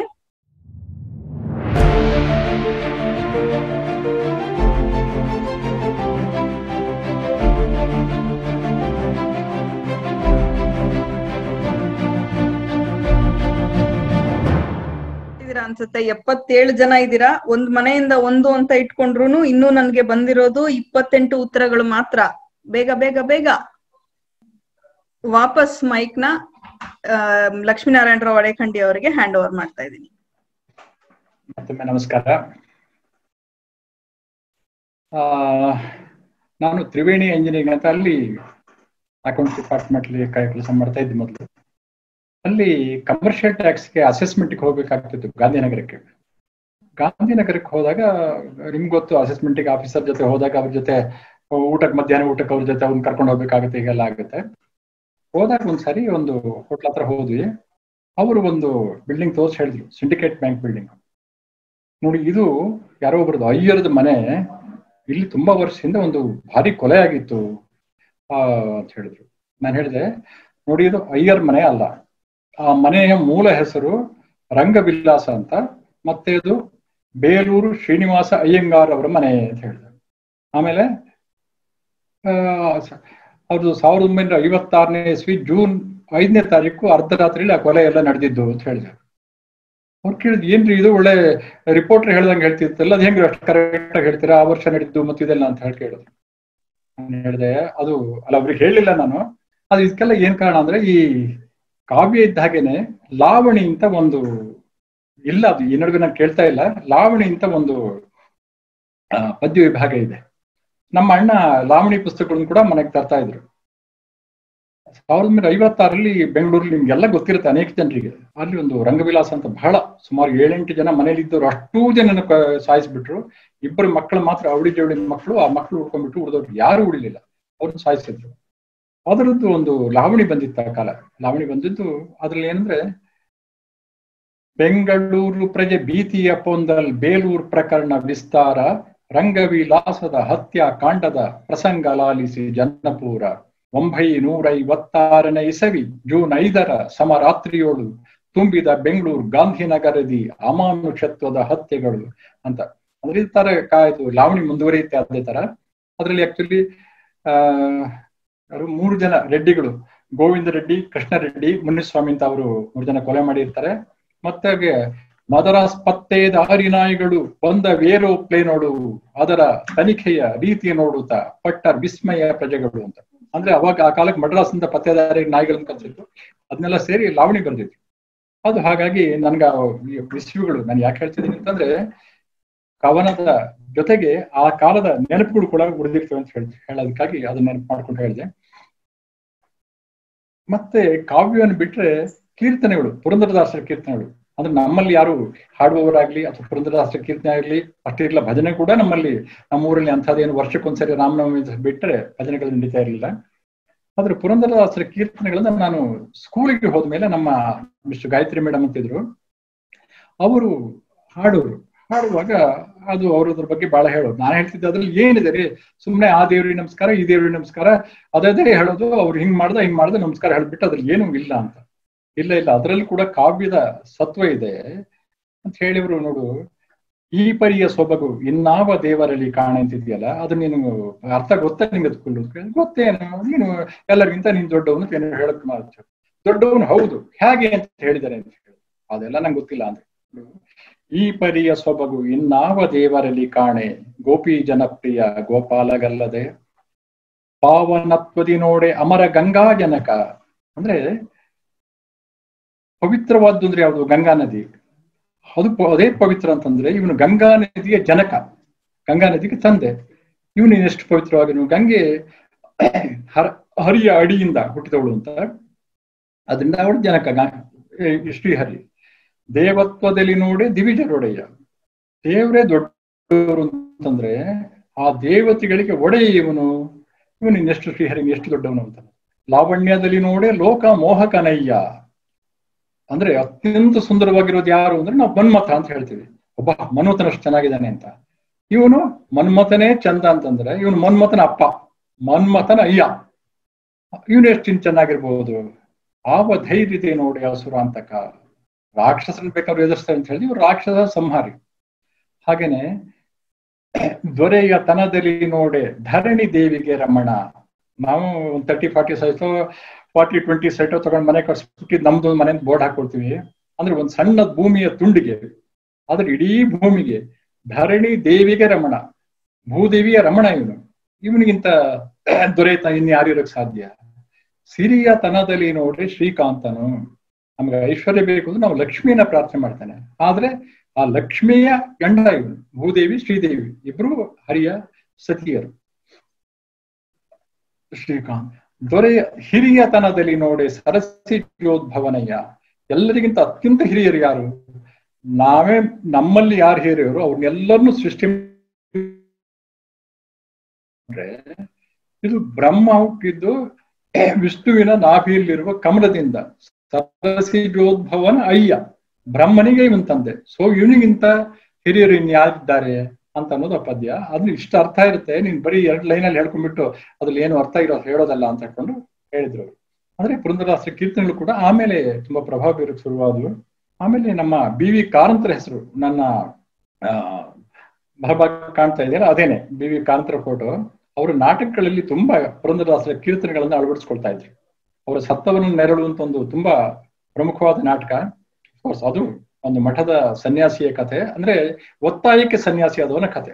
ಅದ್ರಲ್ಲಿ ತುಂಬಾ ಹಾಡುಗಳನ್ನ ಲೌಕಿಕ ಪಾರಮಾರ್ಥಿಕ ಅದರ ದ್ವಂದ್ವಗಳನ್ನ ತುಂಬಾ ಚೆನ್ನಾಗಿ ತಾನು ಸನ್ಯಾಸಿ ಆಗಲುವಾರೆ ಬಿಡ್ಲುವಾರೆ ಅಂತಿದ್ದಾಗ ಎಂಥ ಇತ್ತು ಅಂದ್ರೆ ಅದಕ್ಕೆಲ್ಲ ಪುರಂದರದಾಸರ ಕೀರ್ತನೆ ಉಪಯೋಗಿಸ್ಕೊಂಡಿದ್ರು. ಇಲ್ಲಿ ಲೌಕಿಕದಲ್ಲಿ ಇರ್ಬೇಕೋ ಅಥವಾ ಪಾರಮಾರ್ಥಿಕಕ್ಕೆ ಹೋಗ್ಬೇಕು ಅಂತ. ಇಲ್ಲಿರಲಾರೆ ಅಲ್ಲಿಗೆ ಹೋಗಲಾರೆ ಅಂತ ಆ ಹಾಡಿದಿಲ್ಲ, ಅದನ್ನವರು ಅತ್ಲಾಗಿ ಇಲ್ಲಿ ಇದಕ್ಕೂ ಅಂಟ್ಕೊಳ್ಳಾರೆ ಅಲ್ಲೂ ಹೋಗ್ಲಾರೆ ಅಂತ. ಇನ್ನೊಂದು ಹಾಡು, ಇಬ್ಬರೆಂಡಿರ ಸುಖವ ಎಂದು ಕಂಡೆ. ಇಬ್ಬರು ಹೆಂಡರು ಅಂದ್ರೆ ಹೆಂಡತಿಯರಲ್ಲ, ಒಂದು ಲೌಕಿಕ ಒಂದು ಪಾರಮಾರ್ಥಿಕ. ಸೊ ಯಾವ್ದು ಕಂಡ್ಕೊಳ್ಳೋಣ ಅಂತ ಸನ್ಯಾಸಿಯ ತೊಳಲಾಟ. ಇವಳ ಮಗ್ಗುಲರು ಅವಳ ಮಗ್ಗುಲ ಕಾಟ, ಅವಳ ಮಗ್ಗುಲರು ಇವಳ ಕಾಟ. ಅಂದ್ರೆ ನಾನು ಲೌಕಿಕದಲ್ಲಿ ಮುಳುಗಿ ಹೋದಾಗ ಆ ಸನ್ಯಾಸಿತ್ವದ ಕಡೆ ಮನಸ್ಸು ಎಳೆಯುತ್ತೆ, ಸನ್ಯಾಸಿ ಆದ್ರೆ ಲೌಕಿಕ ಕಡೆನೂ ಎಳೆಯುತ್ತೆ. ಕೊನೆಗೆ ಹೇಳ್ತಾರೆ ಇಬ್ಬರ ಸಂಗ ಅಭಿಮಾನ ಭಂಗ ಅಂತ. ಅಂದ್ರೆ ಇಬ್ಬರನ್ನು ಇಟ್ಕೊಂಡ್ಬಿಟ್ರೆ ಅವನ ಕತೆ ಮುಗ್ದೆ ಹೋಯ್ತು, ಅಭಿಮಾನ ಭಂಗ ಅಂತ ಹಾಡುಗಳನ್ನೆಲ್ಲ ತುಂಬಾ ಅದರಲ್ಲಿ ಉಪಯೋಗಿಸ್ಕೊಂಡಿದ್ರು. ನಿಮ್ಗೆ ಗೊತ್ತಿರ್ಬೋದು, ಜನಪ್ರಿಯವಾಗಿ ಪುರಂದರದಾಸರ ಕೀರ್ತನೆಯನ್ನ ಜನಪ್ರಿಯಗೊಳಿಸೋರು ML ವಸಂತ ಕುಮಾರಿ ಅವರು. ಅವರು ಮಡ್ರಾಸಲ್ಲಿದ್ರು ಕೂಡ ಅವರ ತಂದೆ ತಾಯಿ ಅವರು ಅಯ್ಯಸ್ವಾಮಿ ಅಯ್ಯರ್ ಅಂತವರ ತಂದೆ, ಲತಾಂಗಿ ಅಂತ ಅವರ ತಾಯಿ, ಅವರಿಬ್ರು ಕರ್ನಾಟಕ ಸಂಗೀತ ಪ್ರಮುಖ ಹಾಡುಗಾರರು ಆ ಕಾಲದಲ್ಲಿ. ಅವರು ಪುರಂದರದಾಸರ ಕೀರ್ತನೆಯನ್ನು ಕೇಳಿ ಆ ಕಾಲದಲ್ಲಿನೇ ಪುರಂದರ ಮಣಿಮಂಜರಿ ಅಂತ ತಮಿಳಿನಲ್ಲಿ ಅದನ್ನ ಪ್ರಚಾರ ಪಡಿಸಿ ಪುರಂದರದಾಸರ ತುಂಬಾ ಪ್ರಸಿದ್ಧ ಮಾಡಿದವರು. ML ವಸಂತ ಕುಮಾರ್ ಸುಮಾರು ಸರಿ ಶೃಂಗೇರಿ ಕೂಡ ಬಂದು ಹಾಡಿದವರು. ಪುರಂದರದಾಸರ ಕೀರ್ತನೆ ಅಂತಂದ್ರೆ MLA ಅವರ ಬಾಯಲ್ಲೇ ಕೇಳಬೇಕು ಅಂತ, ವಸಂತ ಕುಮಾರಿ ಅವರ ಬಾಯಲ್ಲೇ ಕೇಳಬೇಕು ಅನ್ನೋ ಅಷ್ಟಿತ್ತು. 1976ರಲ್ಲಿ ಮೈಸೂರು ಯೂನಿವರ್ಸಿಟಿ ಅವರಿಗೆ ಡಾಕ್ಟರೇಟ್ ಕೊಟ್ಟರು. ಇಬ್ಬರಿಗೆ ಕೊಟ್ಟರು, ಒಂದು ಡಾಕ್ಟರ್ ರಾಜ್ಕುಮಾರ್ ಅವರಿಗೆ, ಎರಡನೇದು ವಸಂತ ಕುಮಾರಿ ಅವರಿಗೆ. ಇನ್ಫ್ಯಾಕ್ಟ್ ಅದುವರೆಗೆ ಸಂಗೀತಕ್ಕಾಗಿ ಮಡ್ರಾಸಲ್ಲಿ ಕೂಡ ಯಾರಿಗೂ ಡಾಕ್ಟರೇಟ್ ಕೊಟ್ಟಿರ್ಲಿಲ್ಲ. ಇವರು ಕರೆದು ಹಮ ನಾಯಕರು ಅದ್ರಲ್ಲಿ ಇನ್ಚಾರ್ಜ್ ಆಗಿದ್ರು, ಅವರು ಕರೆದು ರಾಜ್ಕುಮಾರ್ ಅವರಿಗೆ, ಇನ್ಫ್ಯಾಕ್ಟ್ ಒಬ್ಬ ಚಲನಚಿತ್ರ ನಟನಿಗೆ ಡಾಕ್ಟರೇಟ್ ಕೊಟ್ಟಿದ್ದು ಅದೇ ಇಡೀ ಭಾರತದಲ್ಲಿ ಅದೇ ಮೊದಲು, ಅದು ರಾಜ್ಕುಮಾರ್ ಅವರಿಗೆ ಸಿಕ್ತು. ಅದನ್ನು ಕೊಟ್ಟವರು ಮೈಸೂರು ಯೂನಿವರ್ಸಿಟಿ ಅವರು ಹಾಮ ನಾಯಕ್ ಅವರು ಕೊಡ್ತಿದ್ರು. ಅಷ್ಟು ಒಳ್ಳೆಯ ಕೆಲಸ ಮಾಡಿದವರು ಪುರಂದರದಾಸರ ಕೀರ್ತನೆಯನ್ನ ಪ್ರಚುರಪಡಿಸಿದ್ದಕ್ಕಾಗಿ. ಅದು ಸಾವಿರಾರು ಕೀರ್ತನೆಗಳು ಅಂತ ಒಂದು ಪುಸ್ತಕ ಇದೆ, ಅದನ್ನ ನೀವು ಓದಿದ್ರೆ ಅದು ಕೇಳ್ತಾರೆ. ಅದರಲ್ಲಿ ಆ ಕೀರ್ತನೆ ಅತ್ಯಂತ ನಮ್ಯ ಕವಿತೆ ಬೇಕು ಅಂತ ನೀವು ಆ ಕೀರ್ತನೆಗಳನ್ನು ಓದಿ ಅದ್ರೆಲ್ಲದೂ ಲೇಟೆಸ್ಟ್ ಬೇಕಾದ ಕೂಡ ಅದರಲ್ಲೇ ಇದೆ. ನಿಮ್ಮ ಪ್ರೆಸೆಂಟ್ ಪೊಸಿಷನ್ಗೆ ಹೊಂದಿಕೆಯಾಗುವಂತ ಕವನಗಳು ಕೂಡ ಅದರಲ್ಲಿ ಇದಾವೆ ಅಂತ ಹೇಳ್ತಾರೆ. ಪುರಂದರದಾಸರ ಕೀರ್ತನೆಯನ್ನ ನೆನಪು ಮಾಡಿಕೊಳ್ಳುವಾಗ ನಂದು ಒಂದು ಘಟನೆ ನೆನಪಾಗುತ್ತೆ. ನಾನು ತುಂಬಾ ವರ್ಷದಿಂದ 70ರಿಂದ 75ರವರೆಗೆ 72ರಿಂದ 75ರವರೆಗೆ 3-4 ವರ್ಷಗಳ ಕಾಲ ನಮ್ಮ ಗೋಪಾಲ್ ಮೇಷ್ಟ್ರು ಅಂತಿದ್ರು ಬಸವಾನಿಯವರು. ಅವ್ರು ಬೆಂಗಳೂರಲ್ಲಿ ಮನೆ ಮಾಡಿದ್ರು. ಮನೆ ಮಾಡಿ ಊರಿಂದ ಬಂದ ಹುಡುಗರಿಗೆ ಉಚಿತವಾಗಿ ಊಟ ವಸತಿನ ಒಬ್ರೆ ಯಾರು ಸಹಾಯನೂ ತಗೊಳ್ತಿರ್ಲಿಲ್ಲ, ಅವ್ರು ಏರ್ಪಾಡು ಮಾಡಿದ್ರು. ಅಲ್ಲಿ ನಾವು ಸುಮಾರು ಜನ ಸ್ನೇಹಿತರಿದ್ವಿ. ಆ ಸ್ನೇಹಿತರು ಆ ಕಾಲ ಒಂದು ದೃಷ್ಟಿಯಲ್ಲಿ ನನ್ನ ಬದುಕಿನ ಸುವರ್ಣ ಕಾಲ ಅಂತ ಹೇಳ್ಬೋದು. ಅಷ್ಟು ಒಳ್ಳೆಯ ಸ್ನೇಹಿತರಿದ್ರು. ಹಾಗೆ ಕಾಲನೂ ಅದೇ ತರ ಕಳೆದೋಯ್ತು. ಆಗಿನ ಸ್ನೇಹಿತರಲ್ಲಿ ನನ್ಗೆ ಇವಾಗ ಇಬ್ರು ಮಾತ್ರ ಸಂಪರ್ಕದಿದ್ದಾರೆ. ಒಬ್ರು ಸುಧಾಕರ್ ಅಂತ, ಇನ್ನೊಬ್ರು ಸುಧಾಕರ್ ಬಸವಾನಿಯವರು, ಇನ್ನೊಬ್ರು ರಾಮದಾಸ್ ಅಂತ ಅರಳಸುಳ್ಳಿ ಅವರು. ಯೋಗ ಸದನದ ನನ್ನ ಸ್ನೇಹಿತರಲ್ಲಿ ಇವಾಗ ನೆನಪಲ್ಲಿ ಉಳಿಯೋರು ಸಂಪರ್ಕದಲ್ಲಿ ಇರೋರು ಅವರಿಬ್ರು ಮಾತ್ರ. ಅಲ್ಲಿ ಪ್ರತಿ ಶನಿವಾರ ಭಜನೆ ನಡೀತಾ ಇತ್ತು. ಭಜನೆ ನಡೀತಾ ಇದ್ರೆ ಅವಾಗ ಅದೇ ಕೀರ್ತನೆಗಳನ್ನೆಲ್ಲ ಹಾಡ್ಬೇಕಾಗಿತ್ತು. ಮೇಷ್ಟ್ರು ಅವರಿಗೆಲ್ಲ ಭಜನೆ ಗೊತ್ತಿತ್ತು, ಚೆನ್ನಾಗಿ ಹಾಡೋರು. ನಮಗ್ ಗೊತ್ತಿರ್ತಿರ್ಲಿಲ್ಲ. ಅವ್ರು ಏನ್ ಹೇಳ್ತಾರೆ, ಏನಿಲ್ಲ ಸಮಯ ಸಿಕ್ಕಿದಾಗ ಅಭ್ಯಾಸ ಮಾಡಿದ್ರೆ ಬರುತ್ತೆ ಅಂತ ಹೇಳೋರು. ಹಾಗಾಗಿ ನಾವು ಕೆಲವರು ಬನ್ನಿ ಅಭ್ಯಾಸ ಮಾಡ್ತಿದ್ವಿ. ಮೇಷ್ಟ್ರು ಅವ್ರು ಬಂದಾಗಿರೋರು ಅವ್ರ ಎದುರುಗಡೆ ಹೇಳೋದು, ನಾವು ಬೇರೆ ಟೈಮಲ್ಲಿ ಹೇಳಿದ್ರು ಅವ್ರ ಎದುರುಗಡೆ ಅಭ್ಯಾಸ ಮಾಡೋ ಹಾಗೆ ತೋರಿಸ್ಕೊಡ್ತಾ ಇದ್ವಿ. ಮೇಷ್ಟ್ರು ಅವ್ರು ಯಾವ ಟೈಮಿಂಗ್ ಮನೆಗೆ ಬರ್ತಾರೆ ಅಂತ ಹೇಳಕ್ ಗೊತ್ತಾಗ್ತಿರ್ಲಿಲ್ಲ. ನಾವು ಮಹಡಿ ಮೇಲೆ ಇದ್ದಿದ್ದು, ಆದ್ರೂ ಅವ್ರು ನಡ್ಕೊಂಡು ಬರುವ ಮೆಟ್ಲು ಶಬ್ದ ಕೇಳಿದ್ರೆ ಮೇಷ್ಟ್ರು ಬರ್ತಾರೆ ಅಂತ ಗೊತ್ತಾಗ್ತಿತ್ತು. ಅವಾಗ ನಾವೆಲ್ಲ ಗಪ್ಚಿಪ್ ಆಗ್ತಿದ್ವಿ, ಅಥವಾ ಏನಾದ್ರು ಓದ್ತಿದ್ದ ಹಾಗೆ ನಟಿಸ್ತಾ ಇದ್ವಿ, ಇದೆಲ್ಲ ಮಾಡ್ತಾ ಇದ್ವಿ. ನಮ್ಮಲ್ಲಿ ಭಾಸ್ಕರ್ ಭಟ್ ಅಂತ ಇದ್ರು. ಅವ್ರು ಒಂದ್ ದಿವ್ಸ, ಅವಾಗ ಎಲ್ಲರೂ ತರುಣ್ರೆ, ಎಲ್ಲರೂ ಪ್ರೇಮ ಗೀತೆಗಳನ್ನ ಹಾಡೋದು, ಸಿನಿಮಾ ಗೀತೆಗಳನ್ನ ಹಾಡೋದು ತುಂಬಾ ಇತ್ತು. ಒಂದ್ ದಿವ್ಸ ಅವರು ಇದು ಆಕಾಶವೇ ಬೀಳಲಿ ಮೇಲೆ ನಾನೆಂದು ನಿನ್ನವನು, ಭೂಮಿಯೇ ಬಾಯ್ ಬಿಡಲಿ ಇನ್ನು ನಾನಿನ್ನ ಕೈ ಬಿಡೆನು ಅನ್ನುವ ಭಕ್ತಿಗೀತೆಯನ್ನು ಹಾಡ್ತಾ ಇದ್ರು. ಅದು ಹಾಡ್ತಾ ಇದ್ರು ಮೈ ಮರೆತು ತುಂಬಾ ಪ್ರೀತಿಯಿಂದ ಹಾಡ್ತಾ ಇದ್ರು. ಹಾಡಿ ಇನ್ನೇನು, ಇನ್ನಾದರೂ ನನ್ನ ನಂಬಿ ನಗೆಯ ಚೆಲ್ಲುವೆ ಅಂತ ಹೇಳ್ಬೇಕು ಅಂತ ಇನ್ನಾದರೂ ಹೇಳಿದ್ರು. ಅಷ್ಟೊತ್ತಿಗೆ ಮೇಲ್ಟ್ರ ಬರೋ ಶಬ್ದ ಕೇಳ್ಬಿಡ್ತು.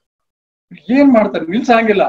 ಕಡೆಗೆ ಏನ್ ಮಾಡೋದು, ಇನ್ನಾದರೂ ನನ್ನ ನಂಬಿ ನಗೆಯ ಚೆಲ್ಲು ಪುರಂದರ ವಿಠಲ ಪುರಂದರ ವಿಠಲ ಪುರಂದರ ವಿಠಲ ಅಂತ ನಿಲ್ಸ್ಬಿಟ್ರು. ಮೇಷ್ಟು ಬಹಳ ಸಂತೋಷ ಆಯ್ತು ಕಾಣುತ್ತವ್ರು. ಅಬ್ಬಾ, ನಮ್ಮ ಹುಡುಗರು ಎಷ್ಟು ಭಕ್ತಿಯಿಂದ ಪ್ರಾರ್ಥನೆ ಮಾಡ್ತಿದಾರಪ್ಪ ಅಂತ ಅನ್ಕೊಂಡ್ರು. ಇವ್ರು ಭಕ್ತಿಯಿಂದ ಮಾಡ್ತಾ ಇದ್ದಿದ್ದು ಹೌದು, ಆದ್ರೆ ಯಾರ ಮೇಲೆ ಭಕ್ತಿ ಅಂತ ಅವ್ರಿಗೆ ಮೇಷ್ಟಿಗೆ ಗೊತ್ತಾಗ್ಲಿಲ್ಲ ಅಷ್ಟು. ಈಗ ಪುರಂದರದಾಸರ ಕೀರ್ತನೆಗಳಲ್ಲಿ ಮೊದಲೇ ಹೇಳಿದಂಗೆ ತುಂಬಾ ಮನಮುಟ್ಟುವಂತ ಕೀರ್ತನೆಗಳಿದ್ದಾವೆ. ಅದರಲ್ಲಿ ಒಂದು, ಹಾಂಗೆ ಇರಬೇಕು ಸಂಸಾರದಲ್ಲಿ ಹ್ಯಾಂಗೆ ಬರೆದಿತ್ತು ಪ್ರಾಚೀನದಲ್ಲಿ ಅಂತ. ಅಂದ್ರೆ ಬದುಕು ಎಷ್ಟು ಕ್ಷಣಿಕವಾದದ್ದು ಅಂತ. ಹಕ್ಕಿ ಒಂದು ಅಂಗಳದಲ್ಲಿ ಬಂದು ಕೂತ್ಕೊಳ್ಳುತ್ತೆ, ಒಂದು ಕ್ಷಣಕ್ಕೆ ಹಾರೋಗುತ್ತೆ ಅಷ್ಟೇ, ಬದುಕು ಮುಗಿದೋಯ್ತು. ಆಮೇಲೆ ಯಾರು ಯಾತ್ರೆ ಮಾಡೋರು ಬರ್ತಾರೆ, ಛತ್ರದಲ್ಲಿ ಉಳ್ಕೊಳ್ತಾರೆ, ಬೆಳಿಗ್ಗೆ ಎದ್ದು ಹೋಗ್ತಾರೆ, ಅಷ್ಟೇ ಮುಗಿದೋಯ್ತು. ಸಂತೆ ದಿವಸ ಸಂತೆಗೆಲ್ಲ ಬಂದು ಸೇರ್ತಾರೆ, ಸಾಯಂಕಾಲ ಆಯ್ತು ಅಂತ ಅವ್ರವ್ರ ಮನೆಗೆ ಹೋಗ್ತಾರೆ. ನಮ್ ಬದುಕು ಅಷ್ಟೇನೆ, ಬಹಳ ಕ್ಷಣಿಕವಾದದನ್ನ ಹೇಳುವ ಒಂದು ಪ್ರಯತ್ನ ಮಾಡಿದ್ದಾರೆ. ಆ ಹಾಡನ್ನ ಇವಾಗ ಕೇಳಿ ನೋಡೋಣ.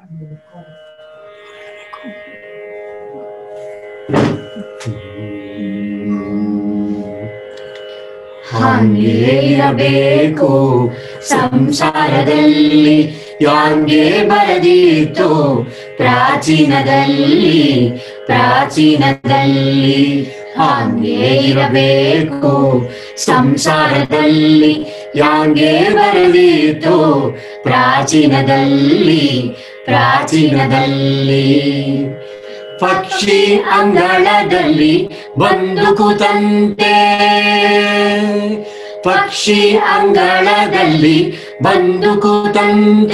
ಆ ಕ್ಷಣದಲ್ಲಿ ಅದು ಹಾರಿ ಹೋದಂತೆ ಹಾಗೆ ಇರಬೇಕು ಸಂಸಾರದಲ್ಲಿ ಯಾಂಗೆ ಬರೆದಿತ್ತು ಪ್ರಾಚೀನದಲ್ಲಿ ನಾನಾ ಪರಿಯಲ್ಲಿ ಸಂತೆ ನೆರೆದಂತೆ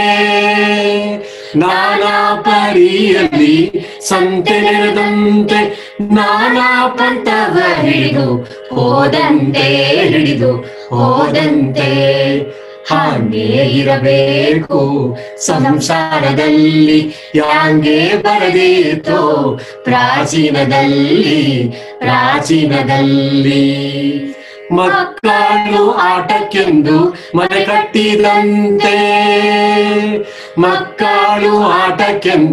ಮನೆ ಕಟ್ಟಿದಂತೆ ಆಟ ಸಾಕೆಂದು ಹಳಸಿ ಹೋದಂತೆ ಹಾಗೆ ಇರಬೇಕು ಸಂಸಾರದಲ್ಲಿ ಯಾಂಗೆ ಬರೆದಿತ್ತು ಪ್ರಾಚೀನದಲ್ಲಿ ವಸತಿಕಾರನು ಒಂದು ವಸತಿ ಕಂಡಂತೆ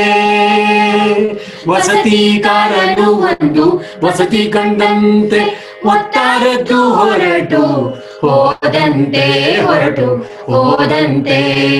ಹಾಗೆ ಇರಬೇಕು ಸಂಸಾರದಲ್ಲಿ ಯಾಂಗೆ ಬರೆದಿತ್ತು ಪ್ರಾಚೀನದಲ್ಲಿ ಸಂಸಾರ ಪಾಶವ ನೀನೇ ಬಿಡಿಸಯ್ಯ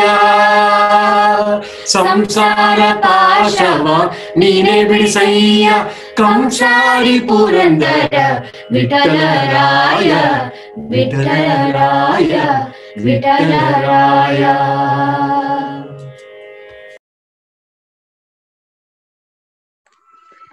ಧನ್ಯವಾದಗಳು. ಈ ಹಾಡನ್ನ ಹಾಡಿದವರು 3 ಜನ, KR ಮುರಳಿ, ಹಾಗೆ ಅವರ ಮೊಮ್ಮಕ್ಕಳಾದಂಥ ಸುಷ್ಮಾ ಮತ್ತು ವೈಷ್ಣವಿ. KR ಮುರಳಿ ಅವರು ನನ್ನ ಭಾವ ಆಗ್ಬೇಕು. ಅಂದ್ರೆ ಲಕ್ಷ್ಮೀನಾರಾಯಣರಾವ್ ಅಡೇಖಂಡಿ ಅವರಿಗೆ ಮೊದ್ಲಿಂದಾನು, ಅವರ ಮದ್ವೆ ಟೈಮ್ ಇಂದಾನು ಅವರು ಎಲ್ಲೂ ಬಿಡದಂತ ಅಣ್ಣ ತಮ್ಮಂದ್ರು ಅಂತಾನೆ ಹೇಳ್ಬಹುದು. ಇವರು ಮಾಡಿಲ್ದೇ ಇರುವಂತಹ ಕೆಲ್ಸಾನೇ ಇಲ್ಲ. ಆಕ್ಚುಲಿ ಅವರು ಕಲೆನಲ್ಲಿ ಇಂಥ ಕಲೆ ಅವರಿಗೆ ಗೊತ್ತಿಲ್ಲ ಅನ್ನೋ ಅಂಥದ್ದೇ ಇಲ್ಲ. ಅವ್ರು ಹಾಡುವಾಗ ನೀವು ಅವ್ರ ಮುಖಭಾವದಲ್ಲೇ ನೋಡಬಹುದು. ಅವರು ನಾಟಕ ಮಾಡಿದ್ದಾರೆ, ಅವರು ಸಂಗೀತ ಹೇಳಿದ್ದಾರೆ, ಅವರು ತಬಲಾ ಬಾರಿಸ್ತಾರೆ, ಹಾರ್ಮೋನಿಯಂ ಬಾರಿಸ್ತಾರೆ. ಹಾಗೆ ಈ ಎಲ್ಲಾ ಕಲೆಗಳನ್ನು ಅವರ ಮೊಮ್ಮಕ್ಕಳಿಗೂ ಕೂಡ ಹೇಳ್ಕೊಟ್ಟಿದ್ದಾರೆ. ಇಬ್ರು ಗಂಡ್ಮಕ್ಳು, ಇಬ್ರು ಹೆಣ್ಮಕ್ಳು, ಮೊಮ್ಮಕ್ಕಳು ಎಲ್ರಿಗೂ ಕೂಡ ಹೇಳ್ಕೊಟ್ಟಿದ್ದಾರೆ. ಇವರು ಇವತ್ತು ನಮ್ಮ ಕಾರ್ಯಕ್ರಮಕ್ಕೆ ಬಂದು ಬಹಳ ಚೆನ್ನಾಗಿ ಹಾಡನ್ನ ಹೇಳಿ ನಮ್ಮೆಲ್ಲರಿಗೂ ರಸದೌತಣವನ್ನ ಉಣಿಸಿದ್ದಕ್ಕೆ ಧನ್ಯವಾದಗಳು. ಓಕೆ, ಈಗ ಮತ್ತೆ ಕ್ವಿಜ್ ಸಮಯ.